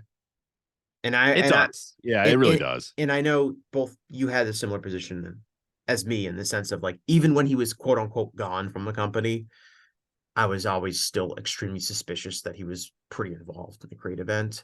And Well, and they told you he was, and only the biggest dopes that put their head in the sand were like, no, he's gone. But then Triple H would say, like, yeah, we talk to Vince all the time, or yeah, he offers suggestions all the time. Well, Vince And is then it'd be a big news backstage, story but he every single wasn't wearing a fucking week. headset. Vince was Right. backstage, but he Yeah. And wasn't then wearing it a was headset. like, there'd be fightful reports like, oh, Vince McMahon changed the main event. And that happened like every other week. And it's like, okay, can we just maybe say that the guy is there? Because it was like, oh, you won't believe this, but Vince McMahon came in and changed some of the script this week. And it's like, yeah, but if he does it every other week, then it sounds like he's still there. It sounds like he's not gone. Or like you said, yeah, he's backstage, but he wasn't wearing just so you know, he wasn't wearing a headset. It felt like all this like damage control instead of just saying, yeah, he still hangs around. Yeah, the weird sex pest guy is still hanging around our company.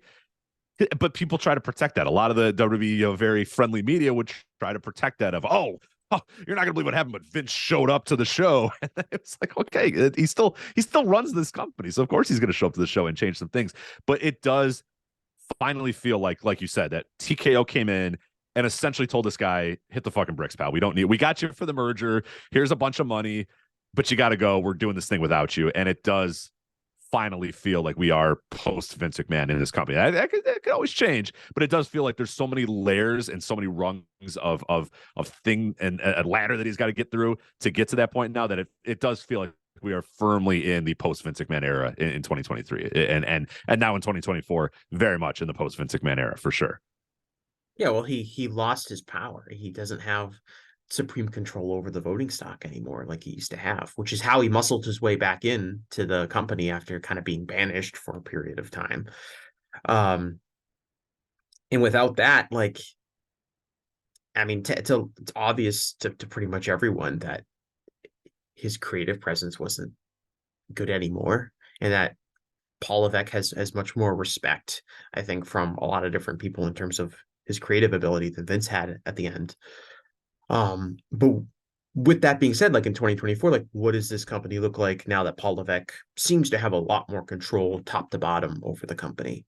And obviously, I think like Paul Levesque being in charge, the biggest benefit is that the fan base, which had been completely paranoid and pessimistic about the direction of the company, has done a complete 360 and is now very positive, and they believe in Paul Levesque, and they believe in the creative direction of the company, and they're excited about where the company is going. And that's led to, I think, a lot of their business success over the last 18 months has come from the fan base finally being positive and optimistic and being willing to believe and invest in new characters. LA Knight would have never gotten over if Vince was still firmly in charge. Not because Vince's creative direction would be different necessarily, but because the fans would have never bought in that he would have been given a real chance, because they had been burned so many times by getting behind somebody and then Vince cutting their legs off. They had the fan base had faith that Paul Levesque would treat him more seriously, so they got more invested in him and listen to them. Yeah. And you know what? Even though, like, you could say whatever you want about the match at Crown Jewel and whatever, but they were right. Like, he pushed LA Knight seriously, and he gave him a major match in a program with Roman Reigns, and that kind of again reaffirms that, okay, if we get behind somebody, this guy's gonna listen and he's not gonna fight us. And that goes a long way with rebuilding the trust that they had lost in that fan base. And I think that's been a huge step. My major question for Paul Levesque in WWE creative heading into 2024 is, can you actually be creative? Because my major question about him, now that we kind of can at least mostly like dismiss the idea that Vince is like meddling and ruining everything that Paul Levesque is trying to do, but I don't see like a ton of creativity on his end. I see a lot of wrestlers get brought back or called up without real consistent plans. I see basically the same feuds taking place over and over television, and they're able to get by because the product is hot and the fans have faith. But where you're doing Cody versus Judgment Day for 6 months, and you're doing Bianca Belair versus Damage Control for 6 months, or much longer than that in that case. And you know, we need 2 pay-per-view main events. Let's just do Shinsuke Nakamura versus Seth Rollins twice without really any real creative evolution between the 2 matches. Like, I don't see a hugely creative product from WWE, and I think, and historically we haven't seen that from Paul Levesque. I know people think we talked about this many times, but people rate his NXT run very highly, but his NXT run was largely substantiated by consistently getting new awesome wrestlers coming in and being able to move wrestlers off of the show by moving them up to the main roster, which I think saved him from having to come up with like any amazing creative ideas. And I think now that we're kind of going to be look like, okay, Paul Levesque is going to be in charge of the WWE main roster for years now. Can this company be like a little bit more creative week to week in terms of what they do? Because I think eventually their honeymoon period is going to end. And you can already kind of sense that I think there is some fan resentment in the extremely repetitive nature of this. Do you remember, Rich? Do you remember like a year ago or so? It's longer than that now. It's like 18 months ago. But like Paul Levesque was in charge for like 2 weeks. This is like right after Vince resigned or retired. And people were like already clapping, be like, no more rematches. We're not getting any more rematches under Paul Levesque, which was like this big thing Vince did, was there were too many rematches. And I guess after 2 weeks, we were able to say, hey, there's going to be no more rematches under Paul Levesque. Do you remember when people said that? And now the shows are literally nothing but rematches over and over and over and over and over again. I do. I do remember that. Yeah. And it's being called out too, which I think is, the point that you put at the end of your statement there was exactly what I have on my notes is Paul Levesque's honeymoon period is over. And that is going to be the big part of me for WWE in 2024 is now what's that next level? What's that next step? What are you guys going to do in 2024 to push things along? I think SummerSlam was probably the moment where a lot of people said, all right, do you guys have a plan here? Like what, because I even know I have a bunch of friends that are not involved in like internet wrestling discourse at all, or they're involved in like the internet wrestling discourse that we're not. Like people listening to this show are not involved in the internet wrestling discourse that my friends are. My friends are on TikTok and arguing with people on Facebook groups and stuff like that. They're not in, and you know what I mean? They're not on our Discord. They're not doing that sort of stuff. Everyone is on the internet. Everyone is on the internet. Everyone that is on the internet is talking about things that they like. But not everyone is in the hardcore niche that you and I like tread in. Right. But even in that niche, the niche that my friends are in, they're kind of having the same thing. A lot of them would say like, yeah, I'm kind of bored of the Roman thing. I wonder if I don't know if they have an idea. Like, do they know what they're going to do? What's the next step? What's the next level? And I think SummerSlam was the first one where they were like, okay, we're just really doing this thing again. We're doing the Uso comes out and turns on another Uso to align with Roman. And it felt like, man, okay, they don't have an idea for this. They don't know what they're going to do with this. They don't have an exit plan. And for me, I'm just sitting there going like, I mean, that's Paul Levesque's booking. Because you said one of the cheat codes of early NXT booking was we could tell these stories with these guys, but then eventually Sami Zayn's going to go to the main roster. Oh, cool. All right. That's our story then. Sami Zayn's leaving. Boom. Easy story to tell. You have him, do this, and this, or whatever, and then he's gone, and then you can move on. Then you can tell a new story. Again, that's the lifeblood of pro wrestling. Like we talked about for AEW, is that guys leave, and then you have new guys come in, and you push those new guys, and you tell new stories with those guys. So NXT had that cheat code that a lot of modern wrestling doesn't, where guys left, and it was like, cool, Kevin Owens leaving, great, he's out, so that we don't have to figure out another story for Kevin Owens. He's gone, he's leaving, he's going to the main roster.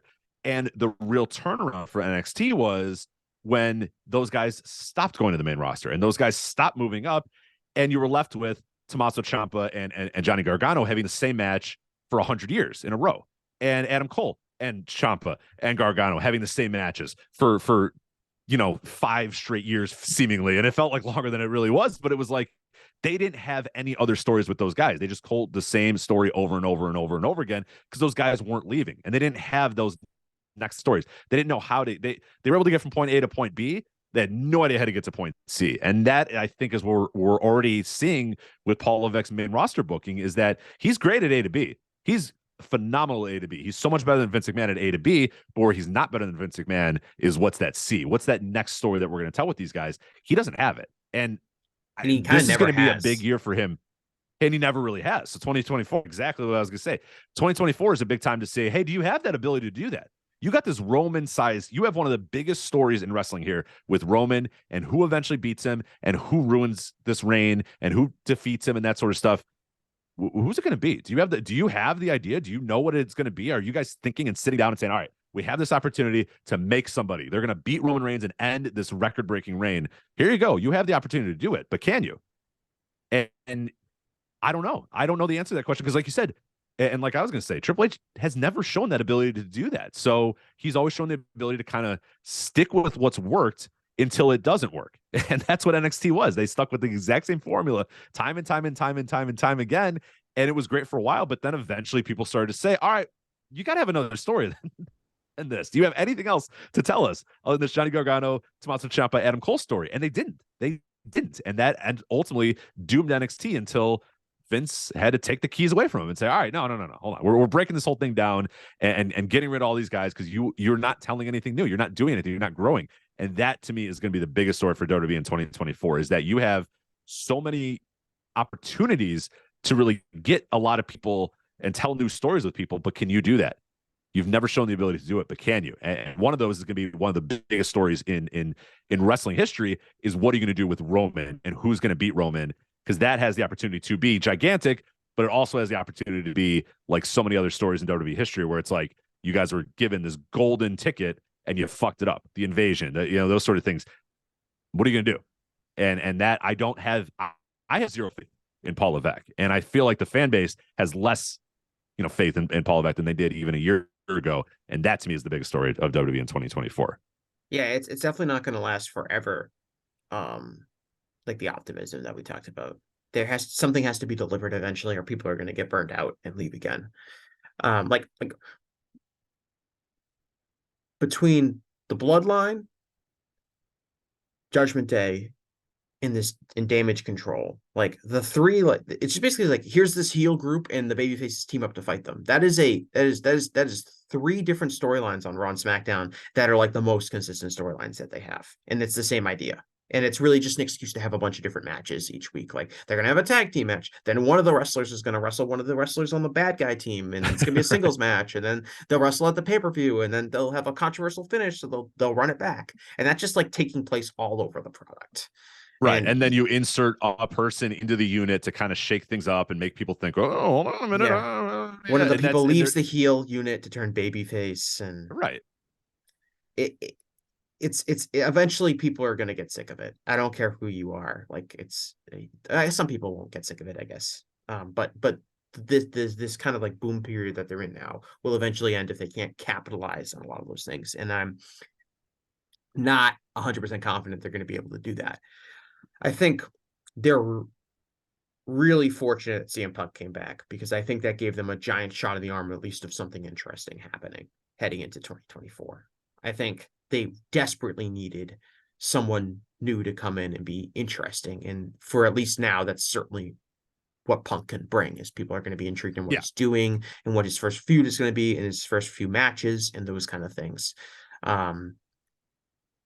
Because I am thinking like without CM Punk and kind of that energy that he kind of has injected into this company, like what do they have going into 2024?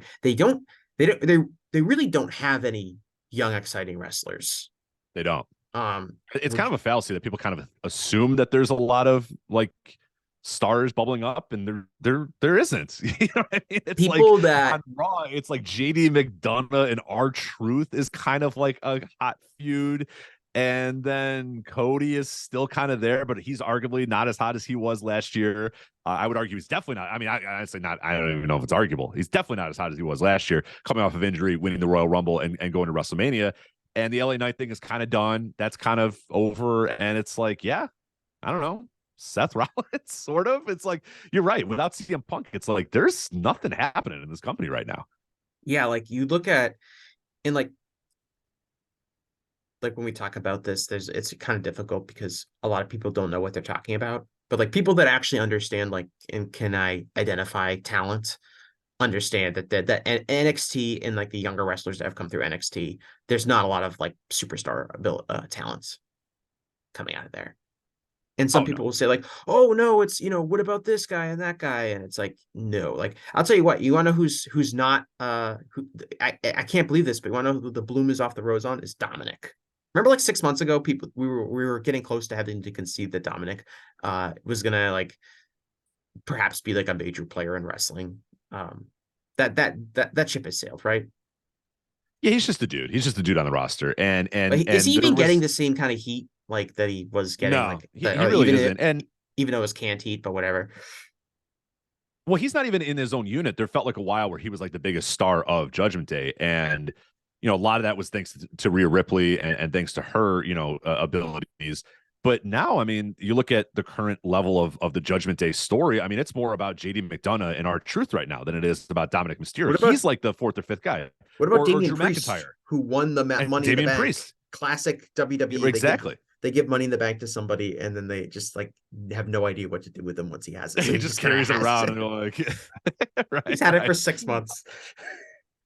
Right. And yeah, that's kind of, you're absolutely right about Dominic, where it's like they've even realized, okay, yeah, we had a lot of fun here, but like there's really not much else we can do with this guy. Like he's kind of just, there doing whatever.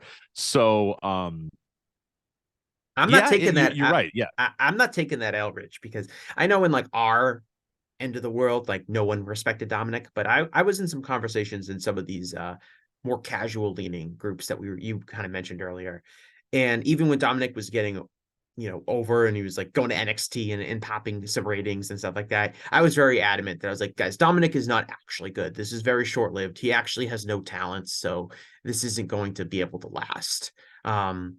And people were like, "Oh, Jesse, when are you going to take that L on Dominic? Are you going to admit that Dominic's, a real player in wrestling?" And I'm not going to lie, I was getting a little bit afraid that was going to happen. But now I'm like, okay, I was right the entire time. I was right to never believe in this guy because he's not good, and you can only mask stuff for so long. And I will say, and this probably comes, this probably should put the rest of our conversation in context. And I don't know if you feel the same way, Rich, but I feel like you might. I have never felt less connected with what WWE fans want than I do right now. I honestly am not. I'm less confident in saying this person will never get over. This thing's never going to work, because people seem to react to like the opposite of what I think is going to happen. I do not really trust my instincts as much as I used to when it came to like identifying what was going to work with the WWE audience in advance, because I think it's the composition of it has changed, but I think their attitudes have changed a lot since Paul Levesque took over. And there's so much optimism that it seems like almost anything can get over, even stuff that's bad, as long as they push it hard enough. And so that is one caveat I'll throw into this conversation, which is like, I would have never thought LA Knight got over to the degree that he did. I would have certainly never thought Dominic was ever going to do anything. So I'm kind of weary in the sense of like, I don't 100% have an enormous amount of confidence in being able to predict what's going to happen with their fan base and kind of who's going to get over, because I don't really understand them anymore at all. Yeah, I've definitely disconnected from any sort of, like you said, rational idea of what connect with those fans as well. And that's why I'm glad I have a few of my friends that are not in the same You circle have that to I'm talk in, to these people. because because I'm able to kind of say like, hey, and poke their brains about what's over and what's big or whatever. And I mean, even them, I'm like, I grew up with you. Like, why are you what? Why do you like we watched the same stuff forever? And then you went on this path and I went on this path. And now you're like, oh man, Samantha Irvin, she's great, right? And I'm like, I don't know. She's a ring announcer. I don't really care. Like, they love Samantha. I don't get it. The Samantha Irvin thing is the weirdest thing. That's like the one of the top stars in WWE is Samantha Irvin to them. And I am blown away by this. I can't understand it. And there's probably people listening that go, who the hell is Samantha Irvin? She's one of the growling ring announcers in WWE, the one that's married to Ricochet. They love her. She is a TikTok sensation, and it blows my mind. And I swear to God, she is probably one of the top stars in that company, based on talking to my friends and what they talk about and what they share. And then like they'll get in discussions without me and they're just going back and forth about Samantha Irvin. I'm like, what am I listening to? What is there to like, what is there to talk about with Samantha Irvin? I don't She's a ring know. They're announcer. just like, oh, she's a great ring announcer. Oh man, she really brings a lot to the matches. Oh yeah, I love how she does this and this and I'm like, what? She's a ring announcer. Just say the names and get out of there. Like what are we doing? Like nobody was arguing about Howard Finkel in like 1995. Like you were like, yeah, he's good. Yeah. And then that was it. Then you're like, yeah, Howard Finkel. And then it was that. That was the end of it. Nobody was like, oh, you know what? I have a point. This might open a can of worms because this is a totally different discussion, but it's related to your Samantha Irvin point. Specifically when it pertains to wrestling, I don't understand why people like things if someone is really hot. Like I don't like people, whether it's like Samantha Kelly or whoever, like, oh, Samantha Kelly's back. Oh, I love like this whole thing Oh, about like, Kathy Kelly, oh, sir. Kathy Kelly, whatever. Please get it right. Kathy Kelly, um, like this whole idea of like, to pick anyone for even anyone from NXT, the women that somehow have, are popular on social media or whatever. Like, I just Tiffany don't. Stratton. Let's go with Tiffany Stratton. There Yeah. Well, Tiffany Stratton might actually be a She's good actually wrestler. good. She's actually Yeah. good. So Soul Ruka. How do yeah, we go with Soul Ruka? but just pick anyone that like I like the interview robot, because they're literally just an interview robot. Like, but the fact that people like, and Samantha Irvin, you can throw into this gap. It's like people are like, oh, I'm gonna pretend that this person's really good because they're hot. The internet is full of ridiculously attractive people that are at your fingertips. I've never really understood the whole appeal of like getting really into somebody just because they're hot, and like then like getting into their work because they're hot. Like, I don't know, my brain doesn't work that way, I guess. Like, if you think they're it's strange. Yeah, I don't know if I quite get it either. It's just like, yeah, well, because then people say like, oh, she's really hot. And I'm like, I mean, she is, but like a lot of people are hot. yeah, like, like this is yeah, like, like, I don't know. There's lots of hot people everywhere. I don't know. Like, yeah, this isn't like, it's not like we're in an office where someone's like office hot, or you're like interacting with them every day. Like, you're seeing them on television or on social media. You want to know who you see on television, social media? Extremely attractive people. That's how the world works. Right. Everybody is hot everywhere on the internet and on TV. So yeah, I don't get the idea. Yeah, because there's a lot of that too. There's a lot of like, oh man, she's really hot. And I'm like, I mean, she is, but like, great, cool. I don't know. There's again, like, unless you're Ricochet, like, is that really important? For some people it is. Yeah, it really is.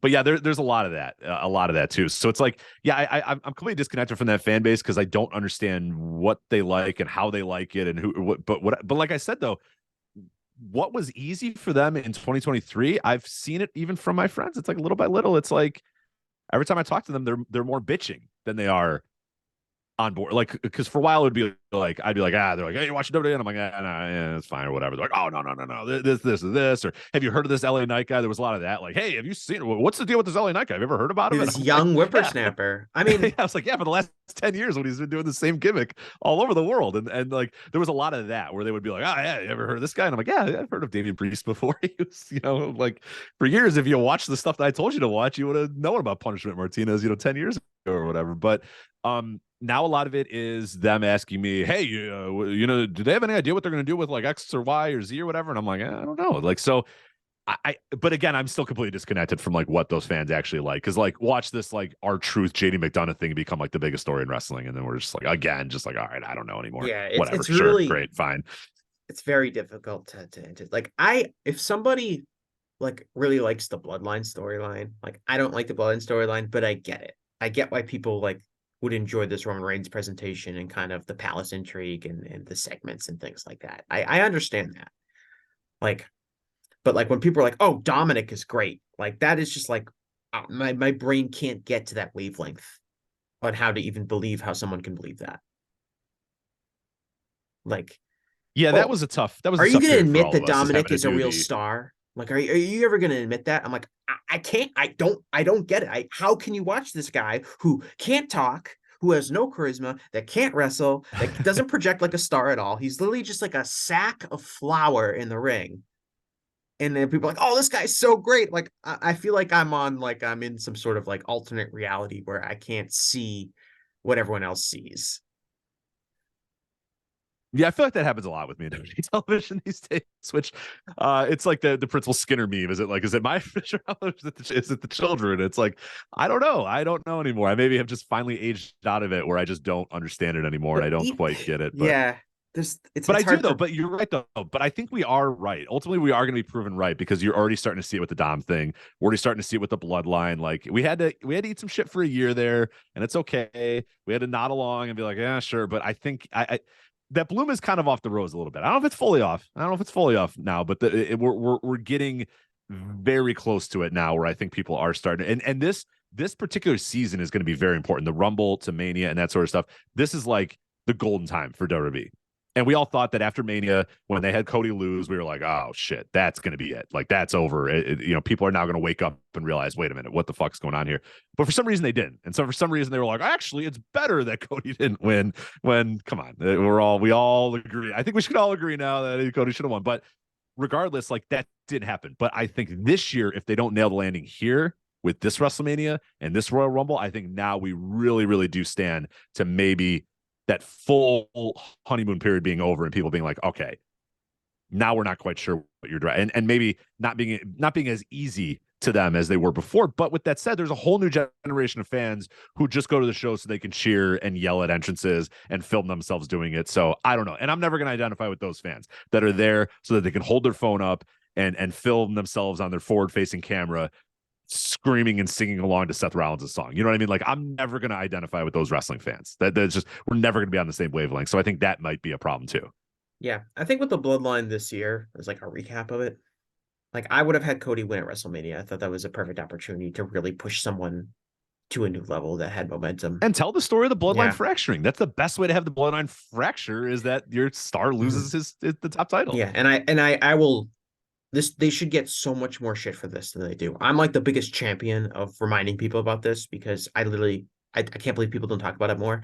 The fact that the finish to WrestleMania was like Solo comes out, hits his crappy finisher when the ref isn't looking or whatever, and then Roman just pins him. Like, the most uncreative idea ever for the WrestleMania as the main event for WrestleMania. And yeah, people just don't. It's a WrestleMania. Yeah, and like this like it's not like as bad as like the finger poke of doom, but like it's like pretty much as bad as like the taser to Goldberg. Like, it is so bad. Oh, for sure.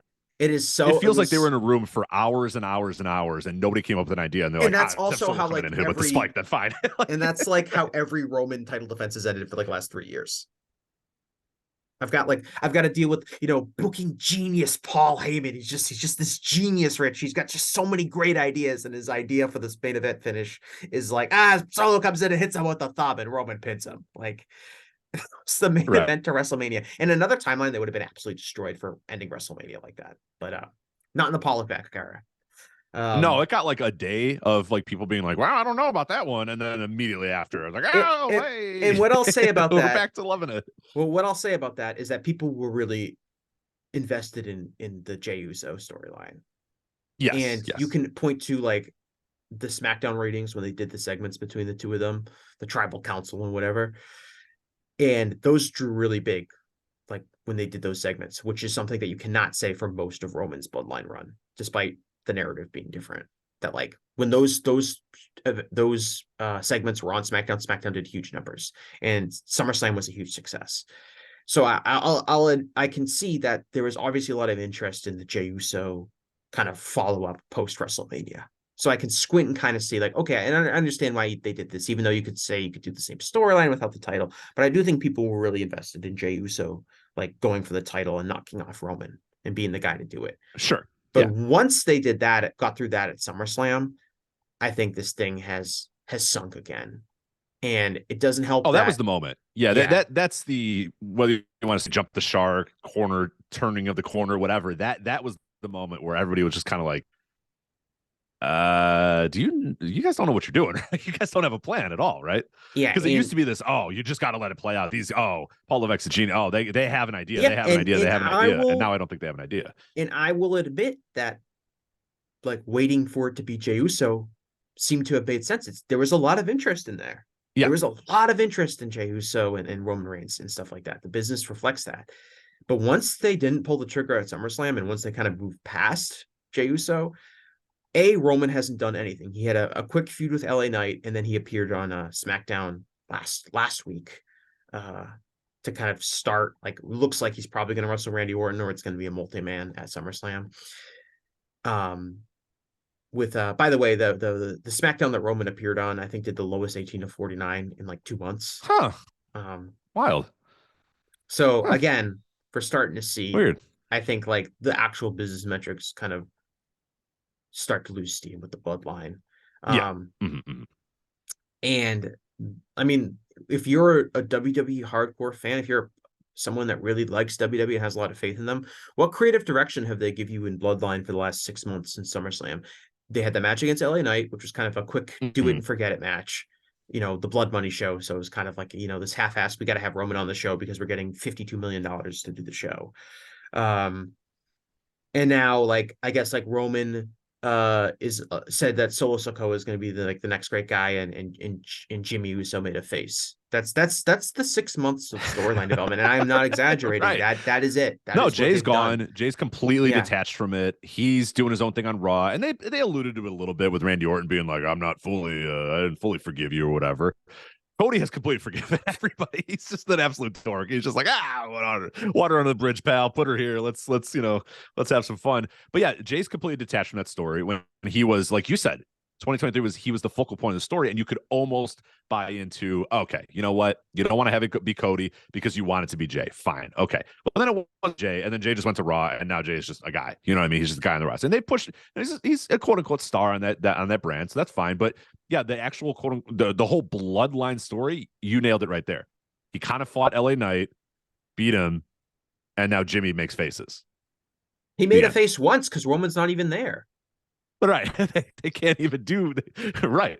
So it's that yeah. We're I don't know if we're approaching or we're there where that story.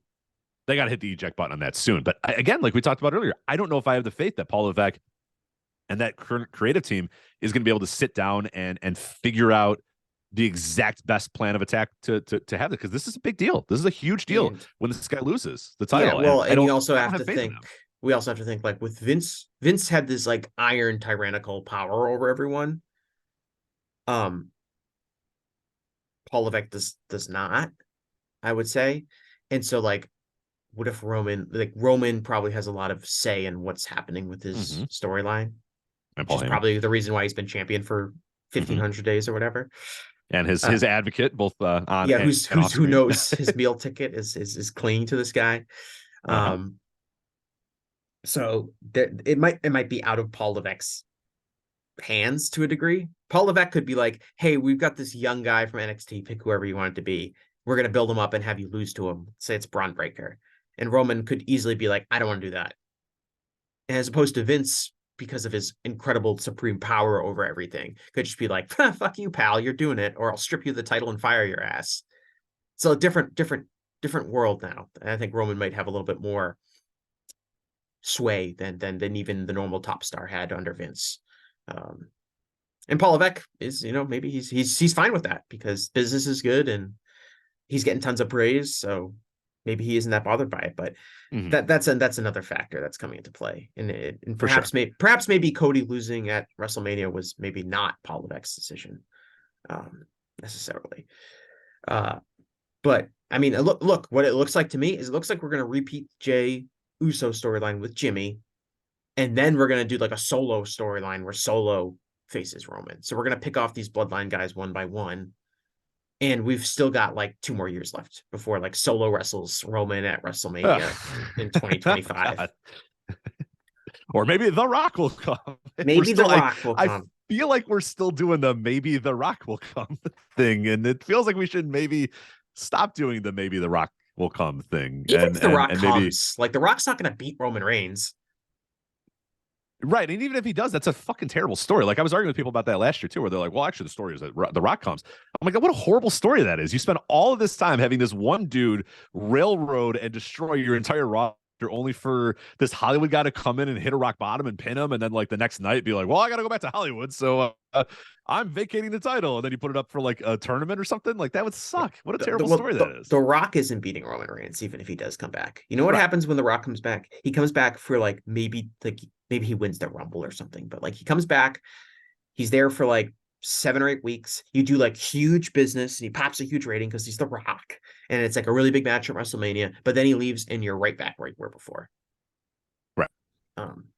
And not unlike, I think we talked about like AEW kind of having that urgent need to like, who are going to be your next big stars? Like, when are you going to create that new generation of tippy top guys? I think like in a vacuum, WWE is actually in much greater need of like new life at the top of the card, and desperately needing some new, younger, under 30 wrestlers to pop up, wrestlers that haven't been on TV for years and years to pop up. But WWE technically is not in the same business as AEW in terms of WWE. It's less important, I think, that they get these new stars because AEW is really trying to define a second chapter in its Yeah. company, while WWE is like this internal machine that will always be around. But if you were to compare, like, okay, which of these companies is really starved for like new breakout stars or people that have the ability to be new breakout stars, I'd be like, WWE really needs them because I talked about Moxley being kind of like he's been on TV for a while and been exposed. Like Seth is like that times 5 because he's been in WWE forever. And Seth is, whether you like him or not, like he's carrying, like from a like performance perspective, from a main eventing shows perspective, he carried this company. Him and Cody carried this company in 2023 in terms of like being the guys who were recognized main eventers who did all the work. And you desperately need someone else to step in that's not as stale as Seth into that role, but I have no idea who that's going to be. No. Because And I don't think that guy's on NXT right now either. You know, to your point earlier, it's not Bron Breakker, and I don't think that he's ready to take that next leap up. And that I think this is 2024 might be a very good eye opening to WWE developmental as well, where it's like, yeah, you guys, you know, they got the CW deal. They're on a new television network. They got their they grew from the absolute ashes that was, you know, NXT for a while there. And it felt like they were absolutely, you know, just treading up water with the Adam Cole stuff. It was going nowhere and the Undisputed Era and then getting just destroyed by AEW. And then they cut. They went to a different night. They got rid of a lot of the older guys on the roster and went young and kind of rebuilt. And they got to a point where, yeah, again, they were able to get and secure a pretty damn good TV deal. But we're back at this point again where it's like, I don't know, NXT's got some good stuff on it, but a lot of that good stuff is because they just put good wrestlers that were good elsewhere in top spots. You have Ilya Dragunov as your top star, you know, as your champion. It's like, all right, well, Ilya Dragunov has no ability to become like a tippy top guy in actual WWE roster, right? Like, there's no chance in hell that it's ever going to happen there. Dragon Lee is their North American champion. They're not going to do anything with Dragon Lee. Like, come on. And even then, he's like, they've neutered him to the point where he's not like a spectacular, you know, he's not Dragon Lee the way that we sort of know Dragon Lee at all anymore. And then elsewhere in the card, it's like, I don't know, Carmelo Hayes. I don't think that guy's going to be a tippy top star ever in the main roster. And yeah, who else? Ron Breakker. I mean, they don't have the guys. Like, you look at that, you think, oh man, WWE developmental. None of those guys are ready. None of those guys are going to be Dijak, Trick Williams, Bron Breakker, Tyler Bate, Dragunov, Carmelo Hayes. Like, none of those dudes are going to be top dude. They're never. None of those guys. So yeah, it's like, well, I hate to say never because again, we lived who in a knows what world this where company Dominic was but- like a memorable star in 2020. right. But I agree in the sense that, like, I mean, moving forward, like, what are WWE's next breakout stars? Like, it goes back to, you know, a problem that I've been very adamant about, and I know you feel the same way, Rich, which is like the Performance Center isn't good at actually producing wrestlers that are good. And if that is going to be your main way of getting younger wrestlers, it's not going to churn out a bunch of people that seem to have a lot of that have a high ceiling, because the way that they want their wrestlers to be presented and the way they want their wrestlers to be to act and to wrestle like is not compatible with like being actually good at pro wrestling. It's like some sort of robotic Vince McMahon idealism version of pro wrestling. But it's telling that, like, whether it's Roman Reigns, the Usos, or Cody Rhodes, or even Seth Rollins, like, these guys don't act like the WWE PC robots, and they're all the most popular wrestlers in the company. And why is that? Right. Yeah. What made Cody a star is the fact that when he came into that company, they didn't make him into their version of Cody. They just said, do whatever you've been doing the last couple of years, because that's obviously been working. So go be that Cody. And he's been that Cody from day one. You know what I mean? And that was such a culture shock, I think, when he came. And that's why a lot of people did get really, really excited about Cody when he came into WWE initially, because everybody's like, oh, what are they going to do? What are they going to do? And it was just like, nah, here's just Cody, the same Cody you've had from AEW. He's not a same music. Yeah, he's not a same music, same entrance, same robe. Everything's exactly the same. And guess what? It got over like crazy again, because it's like, get over by whatever you do to get over. That, you know, that used to be the ethos of wrestling is, what do you do to get over? Great, do that. And then WWE slowly but surely decided, no, we know how guys get over. We know what to do. And like you said, the guys that are over in that company are almost all guys that just do their own thing, that they, you know, are completely different than what is being taught to every single person in the performance center. And I think that's going to be a real thing for 2024 too, is like that next wave. We said the AEW's got an embarrassment of riches in their next wave. Now, can they nail it? Can they do it? I don't know. WWE, I don't know if they have a next wave. I'm not sure what that next wave is. Is it Damian Priest? He's what, 41 years old or 39 years old? Like LA Knight, yeah. Yeah, like that's the next wave, is like guys that are already there that I guess you move up a little bit, but the next wave is CM Punk and Damian Priest and JD McDonough, maybe. Like what? And the Punk thing is it's a house of cards, and we all know it. Well, it's a house of cards, but even if it's not, like the Punk benefit is short term. Yeah, like the interest is I would argue the interest is already waning, but I think Punk is a short term. He's exciting right now. His first match will be big. If he wrestles Roman Reigns, that'll be like a big match. I am kind of doubt that's gonna happen, but it would be a big match. But like Punk is not someone you're gonna be able to build for like next 4 years around. And that's not even factoring in, the Mount Brooks factor. Yeah. Or his injury history. I mean, that's people do not want to bring that up ever. And the guy's been hurt a lot lately. Every time he's going to the ring there, he is largely getting banged up pretty good. I mean, that's the other thing too, is if you're, and that might be a big reason why they've put him on mothballs for a while. And they're like, hey, look, don't even wrestle until we're going to do these house shows, and you're going to be against Dom, and you're not going to have to do much. And then we're going to keep you very protected, because I think they realize that looking at this guy's injury history, he's going to want to go out there and I'll always give credit to Punk. He always goes out there and busts his ass and gives 110% no matter what. Yeah, working hard is not his issue. No, if anything, it's never been the issue. He's working too hard. You're right. maybe bring it down a little bit, or just calm down a bit, pal.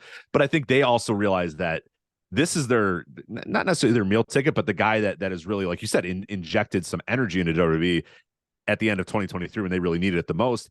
And there's a very real possibility that this guy gets in the ring and gets hurt within the first 3-4 months of him back in this company. And then what?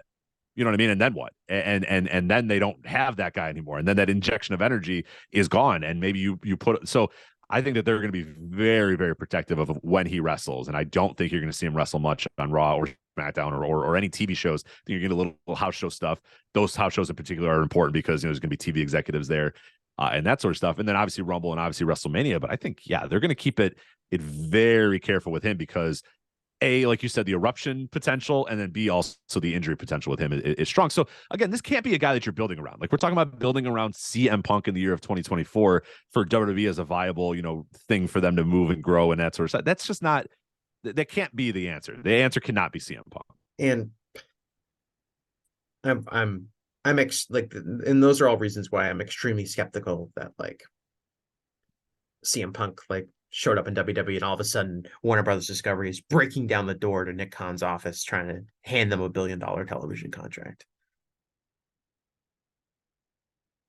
Yeah, it's that whole thing. And again, I have no idea. I guess we'll either be proven wrong or right on that. I feel like there might be a little bit more of a hey, we have CM Punk now, so it's like, sure, they were probably already going to have those conversations. I'm sure they were going to have those conversations. That's due diligence. They did have those conversations, and then they did have the conversations, and then they were like, we're not interested. And then they apparently found out that they had Phil Brooks was back in the company, and David Zaslav stopped what he was doing, and was like, oh my God, now we're interested, according to certain reports.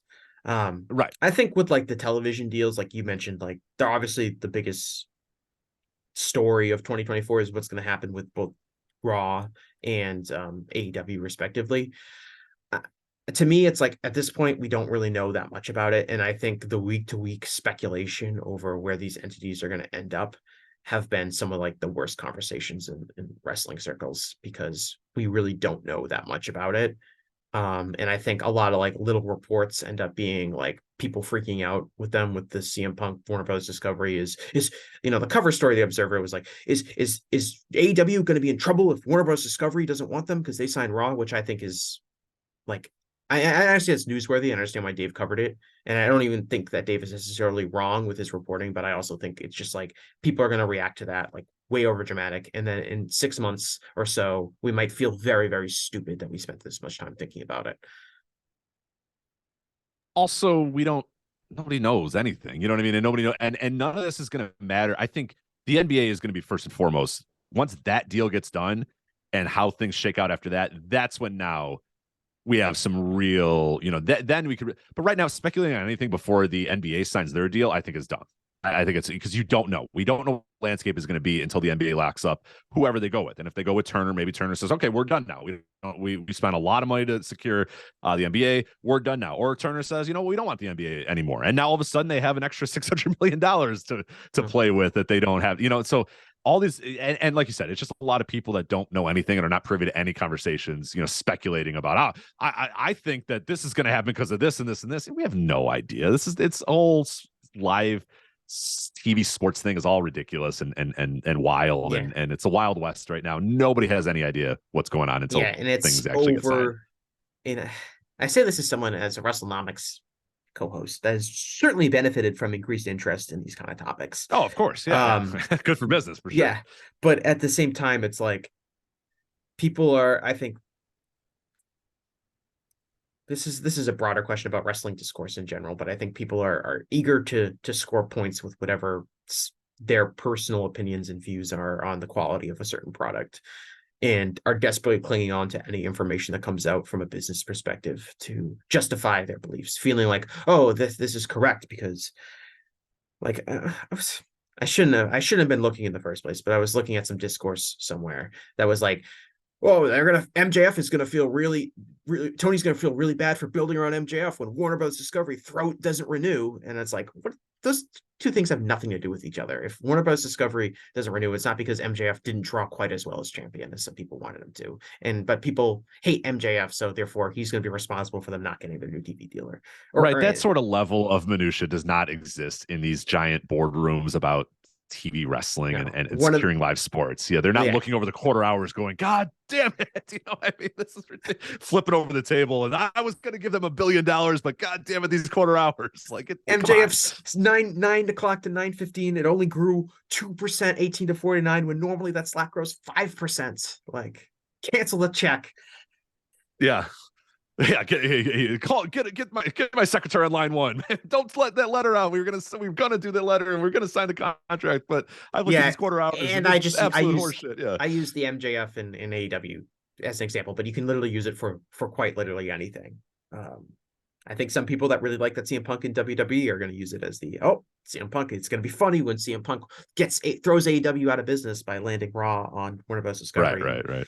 And Tony Khan's, forced to close up shop despite having access to enormous personal wealth and certainly having probably the ability to get another TV contract somewhere. But yes, live sports is the most valuable, maybe not in terms of dollars and cents as much as valuable as it was, but still in terms of the last lifeblood of cable television is live TV sports. So if you have a live TV sports property that's routinely in the top 5 in your demo and routinely the top on your network and routinely as important as it is on DVR free and maybe not DVR free, but DVR proof in some sense, you're going to get money. I think one of these things is going to give you some money or going to send you something. So this idea that once Warner's out, it's like, well, boys, this is a fun ride. AEW is now officially dead. It's like, that's probably not realistic at all. It's just, I don't even think it's probably not realistic. I think it's nearly impossible that that's going to be the case, because I believe that there will, and it's going to be tougher, and it might be more difficult, and it might be, a real tough time for the company. But I'm very confident that if Warner said, you know what, we're actually going to sign WWE, or,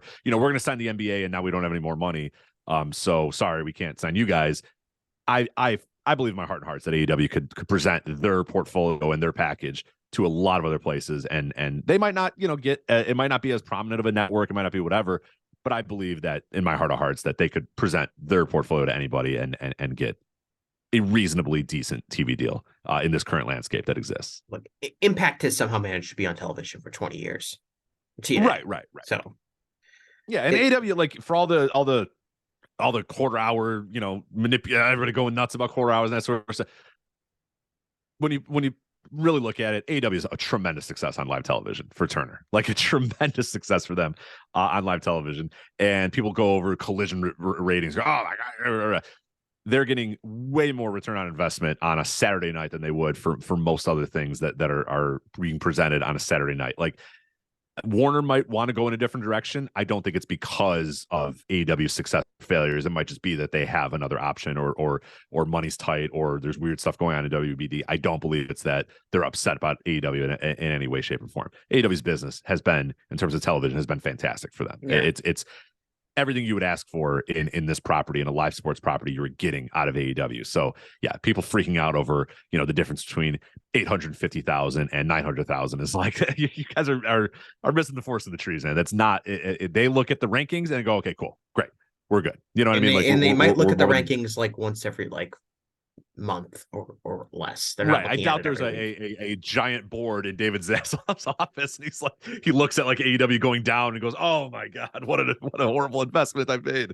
Oh, I'm killing the company. Oh my god." Like, especially that company has a lot of other problems and a lot of other things to deal with right now, more so than how MJ quarter hours are moving relative to other ones. Yeah, and I think in when we talk about that kind of stuff, I think that like a lot of people don't know what they're talking about. B, people are too reactionary, especially like week to week when investors aren't really looking at this in that span. But I think like a really important distinction, especially when we talk about both the Raw and the AEW deals, is that we're talking about the two companies that have totally different business goals in mind.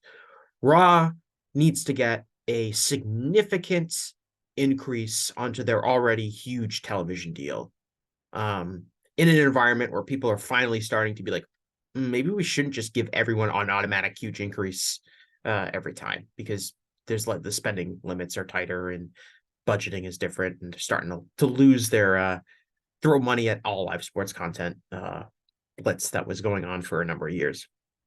But so WWE needs like this gigantic investment to be made in them to justify kind of their stock price. And if they don't, heads are going to roll. AEW just needs to, I guess, get so that the company can be even, I guess.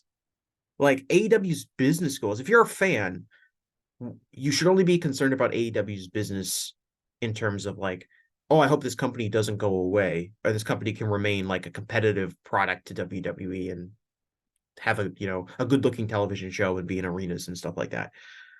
But like AEW is just trying to break even, because Tony Khan is not necessarily in this because he thinks he can make $1 billion running a wrestling company. Now, maybe one day he believes he can, but he's doing this because he loves pro wrestling. That's why he's doing this. And absolutely, he comes from incredible personal wealth where he could make this happen. As opposed to WWE is like this publicly traded company that needs to be making profit every single year, and year over year, have year over year growth, as opposed to AEW seems like Tony Khan's like, man, if this company could not lose this any money, I'd be thrilled. And those are two totally different business approaches. Right, absolutely. If at the end of the day the ledger is positive, great. If it's a little negative, that's probably fine too. If it's a lot negative, I think that's okay too. Yeah, I think people lose sight of that as well. That they don't really realize the personal wealth that the Khans have, and they don't really realize that this is largely a passion project for Tony. And again, you don't go into it saying I want to lose money and I'm okay losing money. No good businessman is okay losing money, but I don't think that little losses here and there are hurting them all that much. And if it's negative at the end of the year, I think that's largely okay for that company. And look, their portfolio has a lot of stuff on it that if they got real desperate and money was really tight, they could turn that whatever it is around. They have a lot of different things that they could turn around, and the Khan family themselves, and make about $1 billion in an hour if they really wanted to. You know what I mean? Like if things really got down to the nitty gritty and they're really struggling for something, there are numerous things in their portfolio they could turn around and make a lot of money within. If they put the Jaguars up for sale within a couple hours, they'd be billionaires. You know what I mean? And more billionaires than they already are. I was going to say they would be billionaires. They're already billionaires. They're already billionaires. They would be multitudes times larger billionaires in an hour if they really wanted to. I wish nothing but long-term health for Shad Khan, but the day Tony inherits like half of Shad's money, assuming he gets half and his sister gets the other half or whatever, or even if he gets like a little bit more of Shad's money, can you imagine like Tony's just got like a lot more money now all of a sudden than he already has? Yeah, right. That's gonna be a great time to be a wrestling free agent. Absolutely. Yeah. It's absolutely 100%. But Yeah. People just don't comprehend the amount of money that the cons have. And and they that just doesn't won't. and that doesn't mean that they're gonna like be okay with like spending recklessly, Of but course. Of course not. it gives them an enormous amount of financial security where it's like if the TV deal isn't as awesome as maybe people were hoping to be, it does not mean the company is going to close up shop because they're not going to be able to checks aren't going to be bouncing like it's not like ECW or your local indie or even Right. I don't think WCW. checks are bouncing anytime soon in AEW. And a lot of billionaires, and you go through billionaires' portfolios. Again, they're not billionaires because they make bad business decisions, but there's a couple of things in every company that like guys, that are any dude's portfolios that are probably losing money, but they're passionate about it. You know what I mean? Ted Turner had numerous things that he was just like, WCW for one was like, whatever. I just Rich, like WCW. It's these fine. guys are building fucking spaceships and shooting themselves into space. You know how much money that costs? Right. Exactly. Without any return on investment. Just, Yeah. That'd be cool. Right. Like Tony's building a wrestling company. Like he lost $20 million on a wrestling company, and Jeff Bezos shot himself into space. Like, which one do you think is more like just cause? Yeah, like you said, if people stopped eating bumpers and if the Premier League and the NFL suddenly stop making money, right. then they might be in trouble. International soccer, the NFL, and cars all stop existing, they're in a lot of trouble. But until that happens, if cars are still being made and football is still being played in America in the National Football League and international football / soccer is still being played, I think the cons are going to be okay. I really do. Literally like the three strongest, like consistent industries we have as a society. Right. All right. We're not going to talk about Ring of Honor or Impact at this time because we're pushing past 2 hours or close to it at this point. So, Rich, do you have anything to plug? I'm sure most of our listeners are familiar with your work, but if you'd like to plug it, feel free to do so. Oh, absolutely. Yes. Voicesofwrestling.com. Obviously, you're hopefully listening to this on the Voice of Wrestling Podcast Network. We have that going as well. That if you want to, you subscribe to each individual show's feed, including the Gentleman's Wrestling Podcast. But also, if you want to get all of the podcasts on the Wrestling Podcast Network, we have a feed that has every single show on one consistent feed as well. So you can do that. Again, voicesofwrestling.com for previews, reviews, columns about the world of wrestling. We have a lot of really good projects going on throughout the year, so that'll be a lot of fun. We got Match of the Year coming up in January as well, so that's always one of the biggest times of the year for the website, so that'll be very exciting. And then, I co-host the Flagship Podcast on the Voice of Wrestling Podcast Network, so make sure you listen to that. And I also do flagshippatreon.com, where we do our bonus audio. Me and Joe Lanza, who do the Flagship Podcast, do bonus audio and written content over there at flagshippatreon.com. And I have a really cool series going on right now called Bret versus Owen, breaking down the Bret Hart versus Owen Hart feud, which turns 30 years old this year, which makes me very old and feel like I'm turning into dust. But that is indeed the case. But we're having a lot of fun with that over there at flagshippatreon.com, as well as all of our other bonus audio that we do in live reaction shows to major pay-per-views, and that sort of stuff is all available there at flagshippatreon.com. But really, thank you for having me on here. This has been a lot of fun. All right. I want to thank Rich for being on the show, and I want to thank all of our listeners. I don't know if people are listening to this before Christmas, but happy holidays, a Merry Christmas to everyone who celebrates. Happy Boxing Day to our friends in the Commonwealth nations. I know there was a Boxing Day conversation on the Flagship. There was, a little Boxing Day conversation.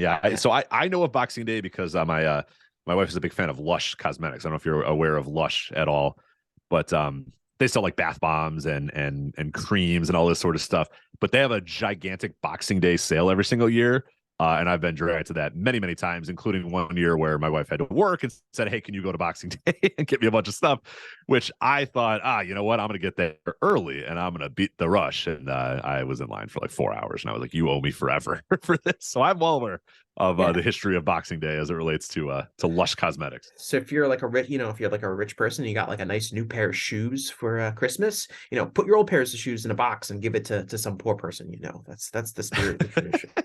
That's because that's what actually the spirit of it is, that's right? What it is. It's like it's the day after Christmas. You get new things and you give it to people who didn't get anything for Christmas. Right. And so they get your old shit. Yeah, no.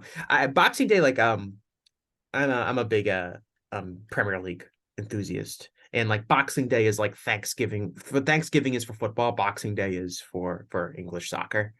So like it's like the big days, the Boxing Day games, and I guess it's kind of like Yeah. Okay. Christmas All Day in right. the NBA. So it's like that's the main like, oh, it's Boxing Day, but like I mean I'm gonna be working on Boxing Day, so uh that's what I'll be up to. But thanks again so much, Rich, and thanks to all our listeners, and I'll talk to everyone in a while.